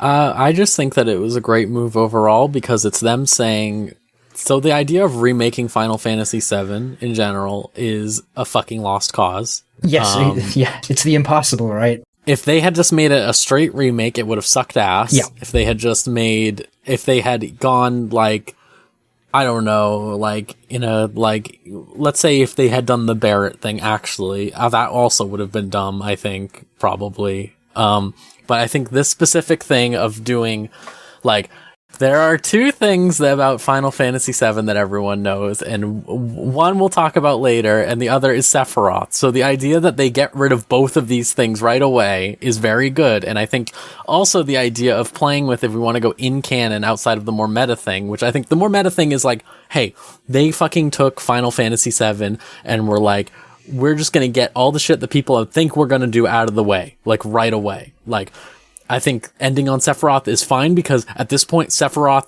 how the fuck do you make Sephiroth cool now? Honestly, I'm going to ask you. Like, you can't have that buildup of the original ever again because he's in fucking Kingdom Hearts. Like, he's a joke at this point, right? Like, may I counter this, like, real quickly? What? How do you make any of these characters cool? Well, they did it though, but they made it like exactly funny cool. But that's the thing, is that you can't make Sephiroth like the same way. You can't make him like this big thing that's drawn out over 3 games at this point now. Like, but even so, when you look at these characters, you're like, well, that's silly, like Cloud, Barrett, Tifa. Like, these characters have been iterated on in so many forms and different ways and different permutations. But they're iterating on Sephiroth too. The whole span of, like, RPGs in general. Like, these are sort of characters in a way. And going back to them and saying, like, we can try and do different things with them, which I think this game does pretty effectively, but even at the same time, you look at Cloud and go, that's funny Cloud from Final Fantasy VII. Yeah, and like, it's like, I think there is a quality to which they could rewrite Sephiroth in a way that is, like, really neat and really interesting, that doesn't involve him being the weird Space Lord time god. But there is a baggage to Sephiroth. Absolutely, there's a baggage to all of these characters. What I'm saying is there's a baggage to Sephiroth. There's a baggage to him, though, that there isn't on the same level that even Cloud has, right? Like, Sephiroth is personification of the 2000s angst boom, right? He is he is 1997 through 2008 given form. He is the poster child for you laugh at me because I'm different, I laugh at you because you're all the same. He was the Joker before the Joker. Yeah. You know, like, he was that. He was the Joker. You know, like, he was Heath Ledger before Heath Ledger. So there is a baggage there with Sephiroth that you have to do something about, and they have to do something with it. I think you can do plenty of really effective things with this character that are new and different and still maintain him as a really, really interesting character for all the baggage he is. Like, imagine how interesting it would be if this game just bald face, just like on its head says, Sephiroth is now a member of your party. They almost did that, and I was kind of hoping. And the characters just like treat it as if it's normal, and like there's all of this like there would be like all of this unwritten angst of like, when is he going to do something? Is he going to do anything? And then like you can see where exactly that would pay off. Like I think there's ways you can play in that space without making him super fake time god. But I don't think they made him a time god or anything. I think like what they're doing here is like the notion that like Sephiroth is a fucking alien baby. Well, okay, maybe I shouldn't say that. I'm sorry. Let's cut that out, I guess. I mean, they'd say. Do they say that? He calls Jenova his mother. Okay. All right. Yep. Okay, that's fine. Okay. That onion Jenova. And they talk about how soldiers are injected with Jenova cells. Okay. All right. Well, then, okay, that's fine then. Sephiroth's like a weird alien baby, and he can do stupid ancient stuff sometimes, too, like they talk about or whatever. Yes. So I think that makes sense that he could do the same things that Aerith does. I think that from an in-narrative standpoint, I think it is an interesting angle to go with the idea that he is changing a specific event that happens in the future of Final Fantasy VII that will lead to him losing. Or trying to lead to him winning. Well, no, that's what I'm saying. I'm saying he's changing that to lead to him winning because that event is changed because he loses after that happens. Okay. I also really like this. I just like the whole scene where they're fighting in space. I think that's epic. I think it's very cool. It makes me think of when Cloud does the multi-part Omni Slash in Advent Children. Yeah, of course. It's really evocative of all the cool fight scenes. And then then Sephiroth says, "You have 7 seconds to the end. What will you do with it?" I'm like, "Oh fuck, man. What does that mean? Fuck." And I don't have any deep thoughts about that. I just like, damn, that's cool. That's a cool thing to say to someone. Yep. And you're probably just gonna stand in parry stance for the entire 7 seconds because you're scared. And so like it happens. Yeah. Also, like fighting Sephiroth for me I did it on my first try, and I didn't think there was any deep strategy or anything to it. Like I just did the things that I figured I should do, and then it worked. Yeah. And same. I don't fun. Buy into your argument, Scott, that the only way to beat him is to go and punish him. I understand that I'm alone in the way people fight this boss. That's fine. It's just, okay. So, the way in which this story falls apart for me, it starts probably at the same place where it starts for a lot of you, is like Barrett getting stabbed and then it being like a weird pullback of like, they could have made this weird major change, but then they didn't, because they have this weird contrivance that they came up with that sort of rearranges things and makes sure everything is totally fine. So they introduce this like weird non-twist, you know? It is not necessarily where that starts for me, but it is like the inflection point of, if this is what you're going to do, then why even have this concept? Why even have this part of your story? If you're just going to use it, specifically the whispers. That's the thing I largely have the most problem with, is the whole whisper concept.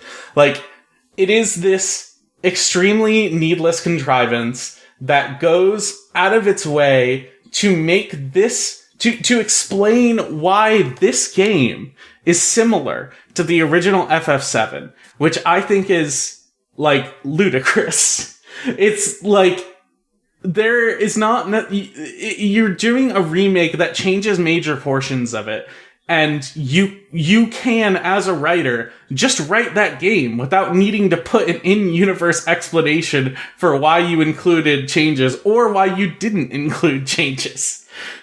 And then it, like, after like Barrett gets stabbed, you do the whole motorcycles scene, very long, last boss fight. Didn't really like it that much. You finally get to the portal at the end, and even after this huge escape scene, it never feels like the stakes of what have happened leads to where you're going in the final stretch. Because all it is you've escaped Shinra. And it is still a grounded story that is like within a realm of understanding for like the motivations of these characters, where they're going, and where it can lead from here. But instead, it just decides out of nowhere.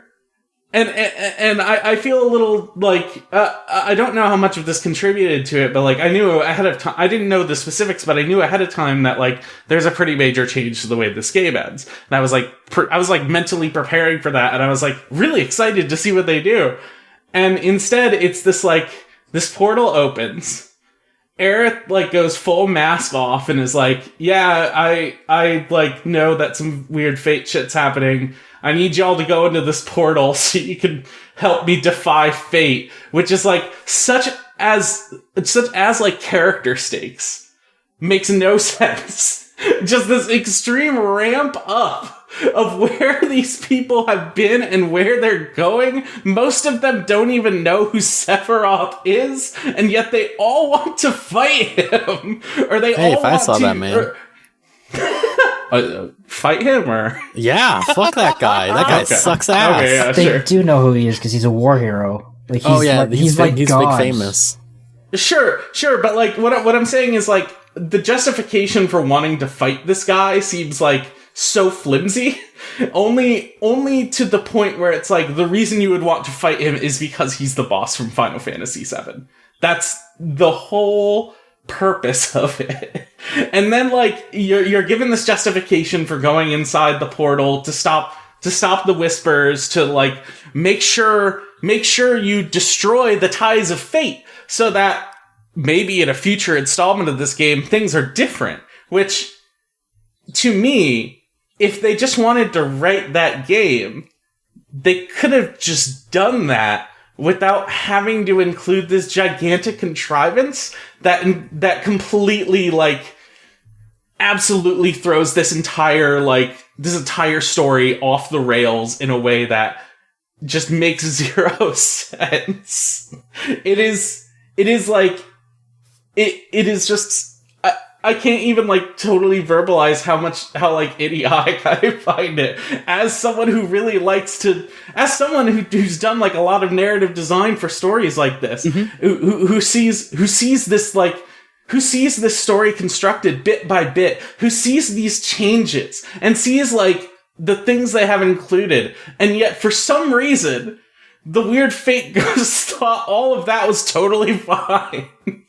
Those aren't the important things that need to be changed. We need to make sure Jesse's ankle gets broken. We need to make sure these guys don't get here fast enough. And that's like pretty much how fate plays into this story at all. And then you go in and it's this like extremely generic set piece. These like shitty generic like gross looking knights, and you're just climbing through rubble. That's like every single epic endgame boss that's ever existed, and it's just this major set piece boss. It just screams, we're ending a AAA video game, and then including Sephiroth as the final fight is like, okay. I was accepting and ready to see. I was ready for this game to end on Sephiroth, but not just like that ends on Sephiroth, but you're doing the Sephiroth boss fight, and it just goes through every single phase. It goes through a phase where his one-winged angel thing comes out, and it's like, okay, it's just entirely fan service in a way that feels so completely unearned. I don't understand how someone sees that and doesn't just feel like it's totally cheap. So I want to explain this in a way that you would probably understand really, really well, because I completely agree with you. But I think that it is for serving a much more important purpose. Because I want to just ask you this, Scott. Who is kind of like the main antagonist of the first part of this remake? I get it would probably be like President Shinra. Right, it's not Sephiroth. It definitely isn't. And no. They've nerfed him so much that he doesn't even get a big bloody hallway scene anymore. Our guy Sephiroth, he ain't got no heat. He's not the big villain bad guy. And that's what's frustrating, right? My man, wrestling storytelling is not the pinnacle of writing. No, I know. But I'm just saying, that's what's frustrating, right? What's frustrating is that we're held back by these ghosts of fate that tell us exactly how this game ought to go. And I feel like all of this is in service to set up for Sephiroth to finally get his, like, he's going to come in here, he's going to destroy fate, and then there's no rules anymore. Sure, and like that would be an interesting concept to me, but I don't necessarily know how needed it is. Like, you could totally do a sequel to this game that is completely off the walls different without needing to do some kind of weird, we defied fate and thus everything blew up, so it's all weird. Don't worry, fans. We gave you a reason to justify justification for why. Purchases on the future discs. You don't know what's going to happen next. Yeah. Yeah. It's, it feels so contrived. Like, it is, there's this, like, extremely hackneyed quality to it that, like, the rest of this game, as a straight remake of FF7 that expands upon and explores these areas in so much more depth, just doesn't have. Like, it is so interested in going into little details and exploring these tiny aspects of people's lives. And instead of writing something that is more subdued or an interesting way of even conveying the same concepts, it's, okay, time for the set piece boss fight and then the fan service boss fight, and it's so fucking jarring. Like, the rest of the game is not this bad. I would be really disappointed if the future installments of this are not just wildly different. If they're not just completely different stories. If they're following the same beats, but like a couple different things are changed. I mean, they have to change everything is the thing. Like, already, like... Exactly. That's just the nature of it. So I just felt like it was more of like a more contextualization of having that. But you don't need to do that in game. Like, you could just do that through design. No, you have to. Like, if they had just had the original ending to this and I saw Final Fantasy VII Continues, I would not give a shit about the next game. But you can still change the ending of this game in a way that makes sense. Like if they expanded upon the Genova boss fight and made that a really proper final, like, fight to this game, then it would have been that probably would have been a very interesting final boss. Especially because that is sort of the capstone of where FF7 ends off. And then you do your motorcycle escape sequence, or even include some other kind of different final boss area. But to me, it just screams extremely AAA game design 101 of, we followed this all the way to the natural conclusion. We don't know how to end it. Add a big set piece boss. Yeah, game design. I don't see it that way at all. Because what I get from this is that even though it might not serve a lot of this game's main themes about individuality and fighting against the machine in order to change the world and save the people, it's obviously driven by this fate system. What it does do is it serves the main theme of Final Fantasy VII itself, the original, because the main theme of that game is that we as a party have to save the world for ourselves, because they know at the end of this there's going to be no world left. So we have to just at least save it for ourselves so we can try to rebuild from ourselves. This game says that's bad. That's not a good ending. That's actually probably the worst possible ending you could have. And so it tries to drive the story into a different direction. And I think that in the end, there's only one place that this can go, and that's the fates have to go at some point. And at that point, the theme is still the same, that without fate driving us, we still have to save the world for ourselves. I think if this game if the Whispers were not in this game at all, I think it's very smart to include Sephiroth earlier in the game to contextualize who this character is and why it matters, and why their inclusion in the story is going to matter some point down the line, or even you could have had a more stringent Sephiroth boss fight towards the end of that game. Like, it would be really interesting if after Sephiroth, like, fucks up President Shinra and kills Barrett, like, he decides he's gonna go on a murderous rampage of your team, because if he is a time-traveling murder ghost, then that's exactly what he's gonna want to do to change the future, and you need to somehow stop that. But instead you go into a weird portal to destroy Fate! Well, I don't think Sephiroth wants to do that. That would be the bad thing to do. Yeah. He wants to make sure everything stays exactly the same. Yeah, but he also wants to make sure that Fate has no say in anything that's going on. He wants one specific thing to not happen. Yeah. Which we'll talk about in a minute. Yep. Because we're 4 hours in. So, look, I think we've all spoken our piece on the ending. And obviously, Scott, you're not going to win any of us over, and we're not going to win you, and we're not going to win you over. That's totally okay. There's many more games totally to come. Okay. That is totally okay. Everybody is allowed to have an opinion, and there is no wrong opinion. So we all win because more games are coming. Sure. So what I'm going to say here is, if somehow you don't know anything about what happens after Midgar, and you don't want to know anything that happens after Midgar, you should turn the podcast off now, because we're real quick going to try and just hit on some of the big points, what we think is going to happen, what we want to happen, what we don't want to happen. So if you don't want to listen to that, we'll give you about 5 seconds, 10 seconds here to just turn the show off.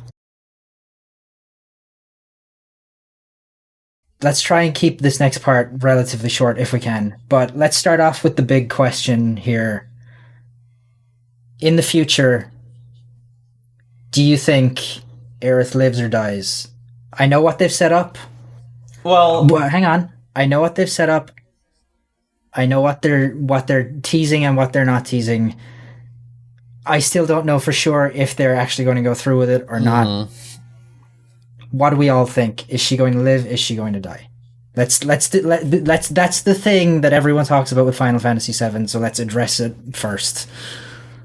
I think the implication being that, like, because fate has shifted things, you're going to be able to save Aerith is such a silly concept to me that it's like, I kind of don't care where it goes. Like, if anything, it would be more interesting to me if they did not have this contrivance and just, like, decided to do something completely different anyways. Maybe they do what originally happens, which is Cloud is the one that kills her instead of Sephiroth. While he's controlled by Sephiroth mind powers. Cool. Who knows? It can go in a lot of different directions, and that's like, for some people, I imagine that's inspiring, but for me, I just kind of like, I just kind of like don't really care. Sure. Okay, next person. Yeah, I think she lives. Plain and simple. Like, there's no point in doing this if you're gonna make that happen. Honestly, I kind of think Tifa's gonna die. I think what they're gonna do is Aerith is gonna survive where she would normally die in the original game, and they're going to do what they originally wanted to do before the end of the original game, which was everyone who was not in your party dies. I think that's where they're going to go with that. I kind of have, like, this idea where, like, I imagine they would find a lot, like, they've already found their justification for why Aerith might not die, and I imagine they're probably going to do some kind of, like, I think one of the very powerful things about this game is there's this melancholy feeling you have with Aerith, that knowing at some point this character is going to die, and, like, it's going to be tragic, and it's like, it's such an interesting feeling, like, those interactions. Like, they tease it in a lot of different spots, some more egregiously than others, but getting to know this character and accepting, like, your time with them, and, like, accepting accepting what you have, knowing that it's eventually going to be tragic, is really, really powerful. And then they just completely undercut that. So what I imagine they're going to do is, like, they're going to find some kind of weird pseudo-meta justification for why Aerith really does need to die. Mm-hmm. Rose, what are you thinking? Inspire me. I don't know. I'm really wondering what they're gonna do with Sephiroth in general, because I think Sephiroth could go. My pie in the sky dream as the Devil May Cry player is that they just turn Sephiroth into Virgil and you just fight him a bunch of times. I kind of feel like they're going to do the opposite, actually. Like, because you had the fight with Sephiroth already, like, if they do more stuff with him, it's not going to be a similar fight. It's probably going to be much, much more different. Like, I imagine he's probably going to take on a lot of different forms or something. Oh, yeah. But, like, I imagine, like, because they blew their load on the Sephiroth fight... Whoa. They are, if they continue to do that fight over and over again, then I would be really disappointed. Oh, I think it would be great. Sephiroth, 2 wings. No, Cloud has the other wing. Yeah, Cloud has the other. Is the thing, and that's the thing that I was going to say. Got the second wing? Is yeah, that's what happens in Wake Up and Sir. I think that I think that they're going to go onto the angle that Nomura has been angling at with Sephiroth and Cloud ever since Final Fantasy VII came out, where he has retconned it completely and has made them the same person. I think that is what he is going to do going forward. I could see that. Because he has a big weird thing for thinking that it's really cool if Cloud and Sephiroth are the same person, and I don't know what that means. I would be interested in that. Yeah, it makes sense. Well, no, people see Sephiroth. Oh yeah, they see him anyways. Even though they say that. Sephiroth can do like mind shit and has like weird mind slaves or whatever, but like you only fight him in a metaphysical world. So, well, here's my bottom line: is that after the death of Aerith, you've got Cloud and Sephiroth. They get married, but under Gongaga law, it's not legal, and so they have to get a divorce. And here's the problem: in the divorce, it's tragic. It's probably the saddest part of the entire series. Jeez. As part of the divorce, they have to split what they own. Oh. And so that's where Sephiroth gets the second wing. And what does Cloud get in the divorce? Materia. Masamune. Oh shit! Would Sephiroth be willing to give that up though? He has to by Gongaga law. He's not willing, but the lawyers came in and say, "Hey, buddy, Mr. Sephiroth, your time is up." So you're saying in the prenup that Sephiroth and Cloud signed, they agreed on Masamune being Cloud's should anything this will happen. prove that you really love me, is what Cloud said when they were making him sign it. Yeah, nothing better, no better way to start off a marriage than like, this is how you prove you actually love me. Well, it didn't work out, did it? Now it didn't. No, it didn't.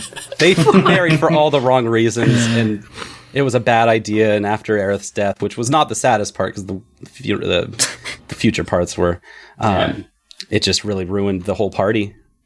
Yeah. You know, for what it's worth, I think I will be very excited to see the next game start with the flashback sequence where you have to play as a really weak Cloud, and then an AI-controlled Sephiroth does all the fighting. Yeah, where you get killed and he's really strong. Yeah, and when you try to switch over to him, he just says no. I real quick, something I completely forgot to say about the ending, which is my favorite part, because Gongaga reminded me. Fucking the Zack Fair bit is legitimately had me on the edge of my seat, like blown away that the way that they would retcon or say that they have adjusted the Zack Fair bits is by having Zack just say, "Huh, that's all of them? All right." I was like, Jesus Christ, this is the best shit I've ever seen. It's one of those like signposts for the weird, interesting things that they can do with this game in the future. Because like now, what exactly does it mean to live in a world where Zack survived his last stand? Like, is he still just out there in the world? Yeah, where is he? Is he gonna meet Cloud? Yeah. Is shit gonna absolutely like that's pop the thing off? that I think is interesting is because it probably means Zack's gonna join the party at some point. Or Zack becomes Sephiroth. You cannot tease Zack in the way that you did. You cannot have him carry Cloud into Midgar the way that you did without making good on that in the future. You have to do something with Zack. And there are plenty of things they can do with that. So my thoughts and theories on that are that Zack is the reason that anything changed in this version. And so just him being still alive just meant Cloud was a little faster at things. And the Fates were like, "Oh no, this guy's going too quick." Yeah. There were just some really good scenes about the cloud stuff that I think they added in the game, like specifically when that random soldier in Shinra HQ was like, "Oh shit, it's Cloud! Oh, fuck from Cloud, training. my boy." We thought you died." I was like, "That's really good." I was really Go get my bro no. Kunsil. yeah. I was like, because my bro Kunsil. I like how that scene like ended before any of them could question why he's dressed up like a soldier. Yeah. Hey, did any of you wait for Really, Kunsil? really beautiful signposting. You can't wait. I don't remember. Nobody waited for Kunsil? No. Just okay. He wasn't even at work. Nothing happens. Kunsil never showed up, and he bailed on me, and I was gonna finally see him in person, and I'm sorry, Solid. he's the nicest person in Crisis Core. He's such a sweetheart. Yeah. Also, related to Aerith's death before, I think that they are going to completely rework Kashi. Yeah, I think they will. I think they're already not going to have Reeve do the weird thing where he's like a turncoat or whatever for a little while before coming around. I think they are just going to have him be around like from the beginning. I think he is going to be. I think that's why they showed Kachi hitting or crying in tears or whatever. Like that scene destroyed me. It's still just thinking about it. You monsters. That scene, 10 out of 10, game of the year. Oh man. Well, like I wonder how are they going to do his fake death that happened right after Aerith died? Like, how are they going to... That's the part. The fate changed things, so, See, he dies for real. Maybe Kate is the one who died. Yeah, for real. And then he just comes back, it's a Sephiroth different comes one. down and stabs him. Yeah. He loses the whole retires that. No, Reeve retires that persona. He got a new one. Yeah. He just shows up as the cat and not the fat cat. Yeah. What if Reeve just comes out and replaces Kachi at some point with that stupid fucking robot Reeve he made in Dirge of Cerberus. Robot Reeve, Cerberus. I legit thought you were gonna say if he came out in a fursuit. What if it's just him? Yeah. Oh fuck, he's just in there. Yeah. We didn't see the scale, and actually, Kachi's fucking huge. That's good. I like that, actually. Yeah, you like that? You like Reeve as a furry? Yeah. I think Reeve is... he's obviously a furry because they say that he invented Kachi because he had a specific hobby, and they never say what the hobby is. Oh, That's no. true. Oh, I thought the hobby... So this is my entire thoughts on Reeve after the remake, is that he spends all of his nights so mad that he has to work at Shinra that he just spends his nights on like a Discord server playing Cities Skylines with people, and all the people he plays with are furries, and they're also all part of Avalanche, but he doesn't know this because he just wants to play Cities Skylines. But he is actually just accidentally feeding a lot of information to Avalanche sects because they're all furries. Yeah. Amazing. I really think Reeve in 2020 is an incredible character. Like the idea of this man who just went to school and wants to be a fucking civil planner, and that's all he wants to do, and he's just surrounded by the most villainous people, so he says, fuck it, my fursuit is gonna save the world. Like, it's great. That is like incredible. He is so funny. Also, like they made him so handsome for no reason. I don't know why. Like he just looks like a really handsome sad boy. Like very strong bone structure. Yeah, he's like every communist office worker I've ever known. Yeah, and that's what he's gonna be. It's like I'm working for this place, but I'm secretly destroying it from the inside. Chadley. But remember when Chadley says, "I'm going to destroy Hojo for a reason that I will not tell," and I was like, "Okay, Chadley." I mean, we can guess. He's a piece of shit. Yeah, but I like Chadley was like, "Hojo has ruined my life, so I will ruin his," and I was like, "Okay." Oh, if they reveal that Chadley is a Hojo experiment, I will actually be pissed off. No, about I don't that. think they will. I think Chadley is Hojo from the future. No, it's just legit. From the future. I like that I said the future. Like he twinkifies himself. Chadley is the second last ancient.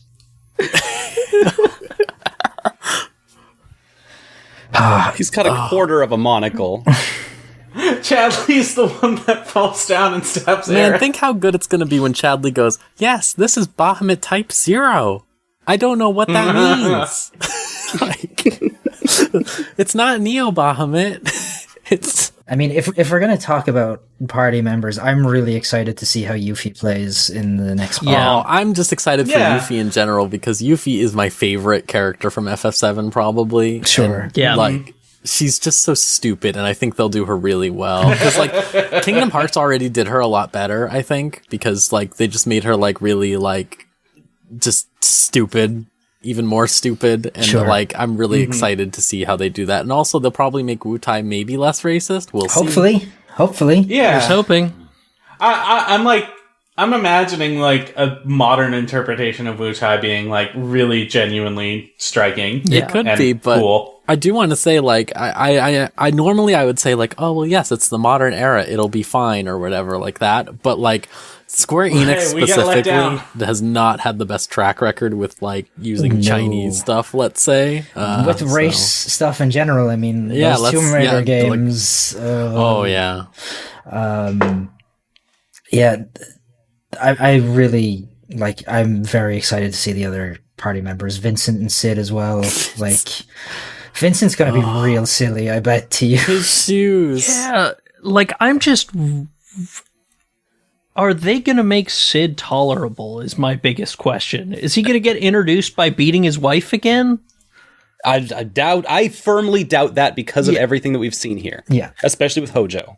Yeah. I would really like if they introduce Vincent and his playstyle isn't just like the same as every other ranged character. Like if they did a Prompto with him and turned him into like a proper third-person shooter character, the same way like Dirge of Cerberus, I have faith in them to do something like that legitimately. Like look at Tifa and really Barrett. Cool. Like they're all completely different and really cool. I think they'll do that. I'm really excited to see his limit break, frankly. Like I could see them like changing him to like have the transformation abilities be like a core part of how he plays going forward. Oh, I just want him to third-person shoot.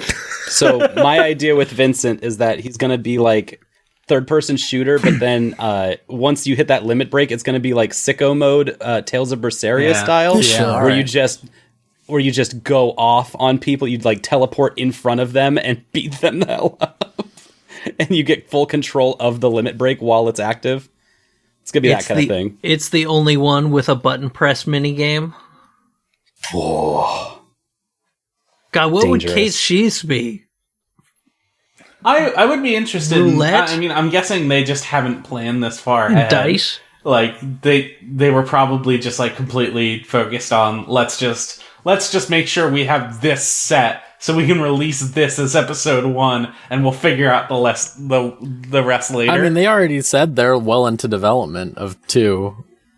Oh, that's cool. I would really be interested in seeing, like, Kate Shee as something like a support character. Because this game really doesn't have those. You kind of need to build into them. But if he gets the megaphone, and he's just, like, a sort of prototypical bard that, like, you know, maybe has some big punches or something, or maybe, like, you have to yell to hurt people, but, like, your triangle skill is like you give an attack buff to people or things like that. I think that kind of play style would be really, really cool in this kind of system. Or since I think what they're going to do with him is basically have him be like, like Scott said, like a buff debuff character, you know, like most of his abilities will be buffs or debuffs on enemies and things like that. Like that's, I think, how they'll make sense of a cat puppet, you know, so. Yeah, maybe like a lot of his weapons could include buffs for using things like haste and other materia along those lines. The thing about this gets us into something we haven't talked about for a long time. The mechanics of the game, like the battle system and how kind of reserved it is by the end of the game, that caps you off at level 50. And we don't know if that's going to like transfer over and you're going to start the next game at 50, because that sounds kind of nuts. But like there is definitely a reserve that they put on this game. You only have 4 elements to play with. And they're all opposites of each other. You only get like one kind of like all materia that isn't even really an all materia. It just kind of magnifies your spell a little bit.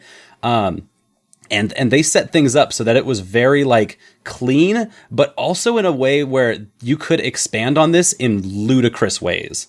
which is really what I'm hoping for, because I don't want to see another game where it's just the same kind of like, all right, you got 3 types of monsters and they all have specific weaknesses. And it would be really interesting to start this game with the tools that you already have from the last one. Yeah. And so there's plenty of room for expansion on that too, that it can just exponentially grow things, and they just, got to be careful to not go too far. But as you add party members, that's going to naturally happen. So like I said this before, but I think something that's interesting that I think is what they'll do is the Trails in the Sky games. When you go to the next game in the series or whatever, they basically just put you at a specific level range that they think you would have been when you finished the last game, basically. Yeah. So they'll probably put us at like 36 or something like that. Yeah. And then they basically what they did in that game was they rebalanced the materia equivalent so that they did different things so that you had a reason to get new ones. I don't know if they'll do that necessarily, but maybe they will. I think it was like a smart way of doing it. Yeah. And this brings me on to the mechanical parts I'm kind of been thinking about. I figure that it's going to be a lot like this game, which means that they're going to have a lot of tight control on who the active party is. I kind of hope they don't do that, actually. I kind of hope they do let you be more freeform and let you pick your own parties. Hopefully, maybe. But I also am not sure if they're going to have a world map either, or if it's going to be a bunch of connected sections again. God, like I hope there's no world map. That's the last thing I want to see. I imagine there will be like open-ish sections similar to Final Fantasy 15, because you're going to get a car in this game too. That's true. You will get a car. I'm sorry, a buggy. A buggy, yeah. So I imagine like there'll be. I imagine the world itself will be a lot more like tight and closed in. Like the walk to the next town is not going to be that far from Midgar, but it's like. But I bet it's like they're going to make you do that walk the first time, and then you get there and you finally get your first mode of transportation. You know what I think it'll be? I think it'll be, has anybody played Legend of Dragoon, where you're kind of just like picking points and then watching him like run along a little path? Yeah, that's what I was thinking. I think that's what they're going to do, yeah. Final Fantasy X-2 and there's a couple other... Which I honestly think it would be very funny if they did that, because Legend of Dragoon is such a Final Fantasy VII ripoff. Like, I would like to see them take something back from that. Yeah. I can imagine them doing not like a whole open world, but like, they're big open enough areas that like... That also, a lot of those open worldy sections in original Final Fantasy VII are sectioned off in such a way that it would make sense to be like logical progression points from one to the next. Wow, actually, that does convince me though that they're going to do a car thing like Final Fantasy 15, and you're just going to pick a point and just drive there and listen to the original FF7 soundtrack, which is not in this game, which is actually kind of a bad. It's a weird thing to have a remake that doesn't have its own original soundtrack in it. That's not normal now. I like it. I like the concession they made. Oh yeah. When do you get the buggy again in the original Final Fantasy VII? Is that after Gold Saucer? It's after you escape from the prison, because Dio has to apologize to you for throwing you in prison wrongfully, so he gives you a car. That's right. Yeah. Yep.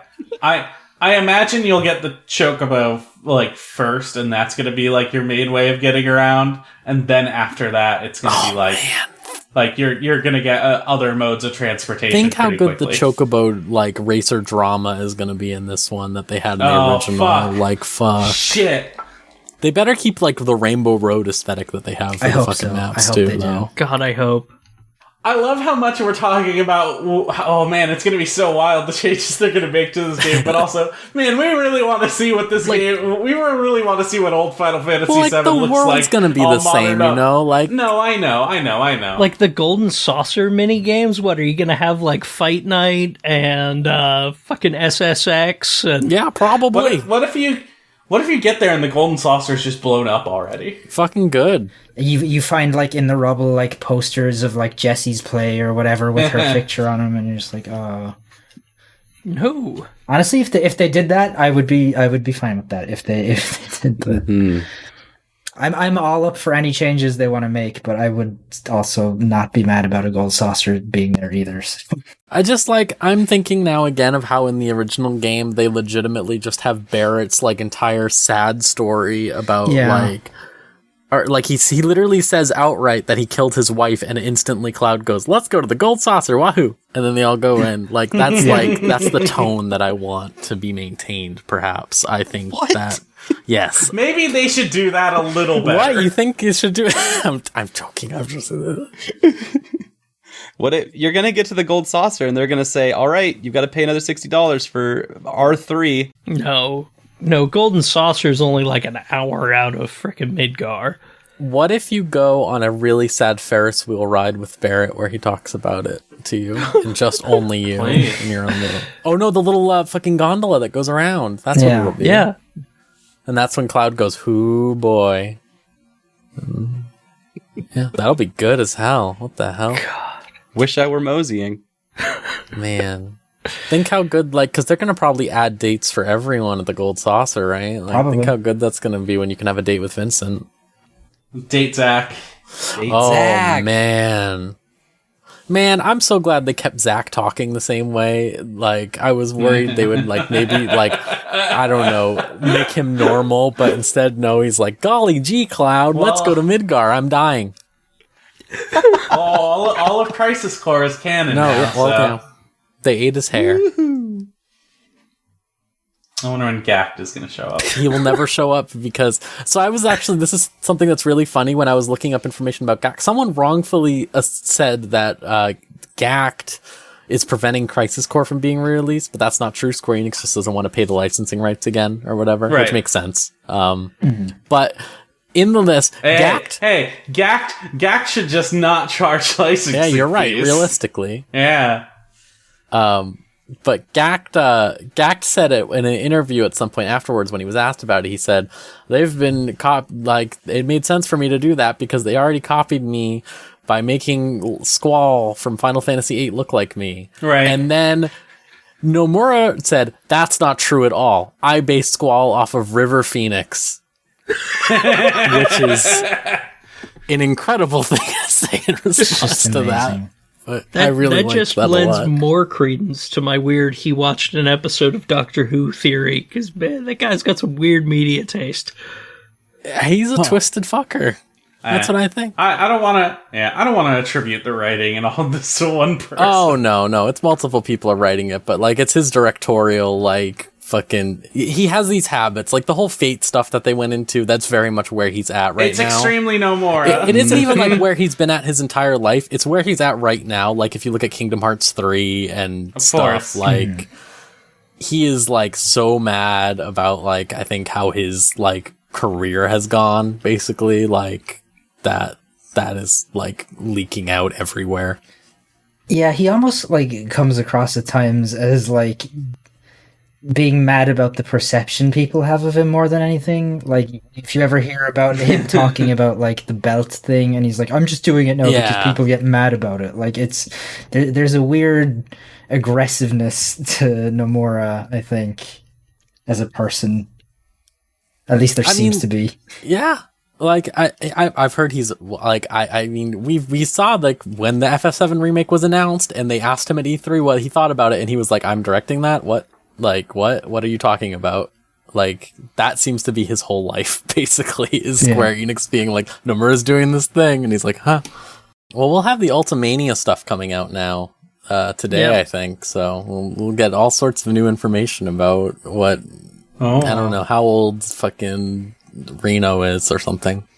Any questions? Any last? Yeah. bits? Any last thoughts? Things you want to see? Things you don't want to see? Seeing the unknown journey continues made me so happy because, like, at this point, I say, yeah, Aerith might live, but also I have no idea what they're going to do. They will probably follow a lot of the beats, make you go to Cosmo Canyon and all that, but I am so excited to see how they do what they are going to do.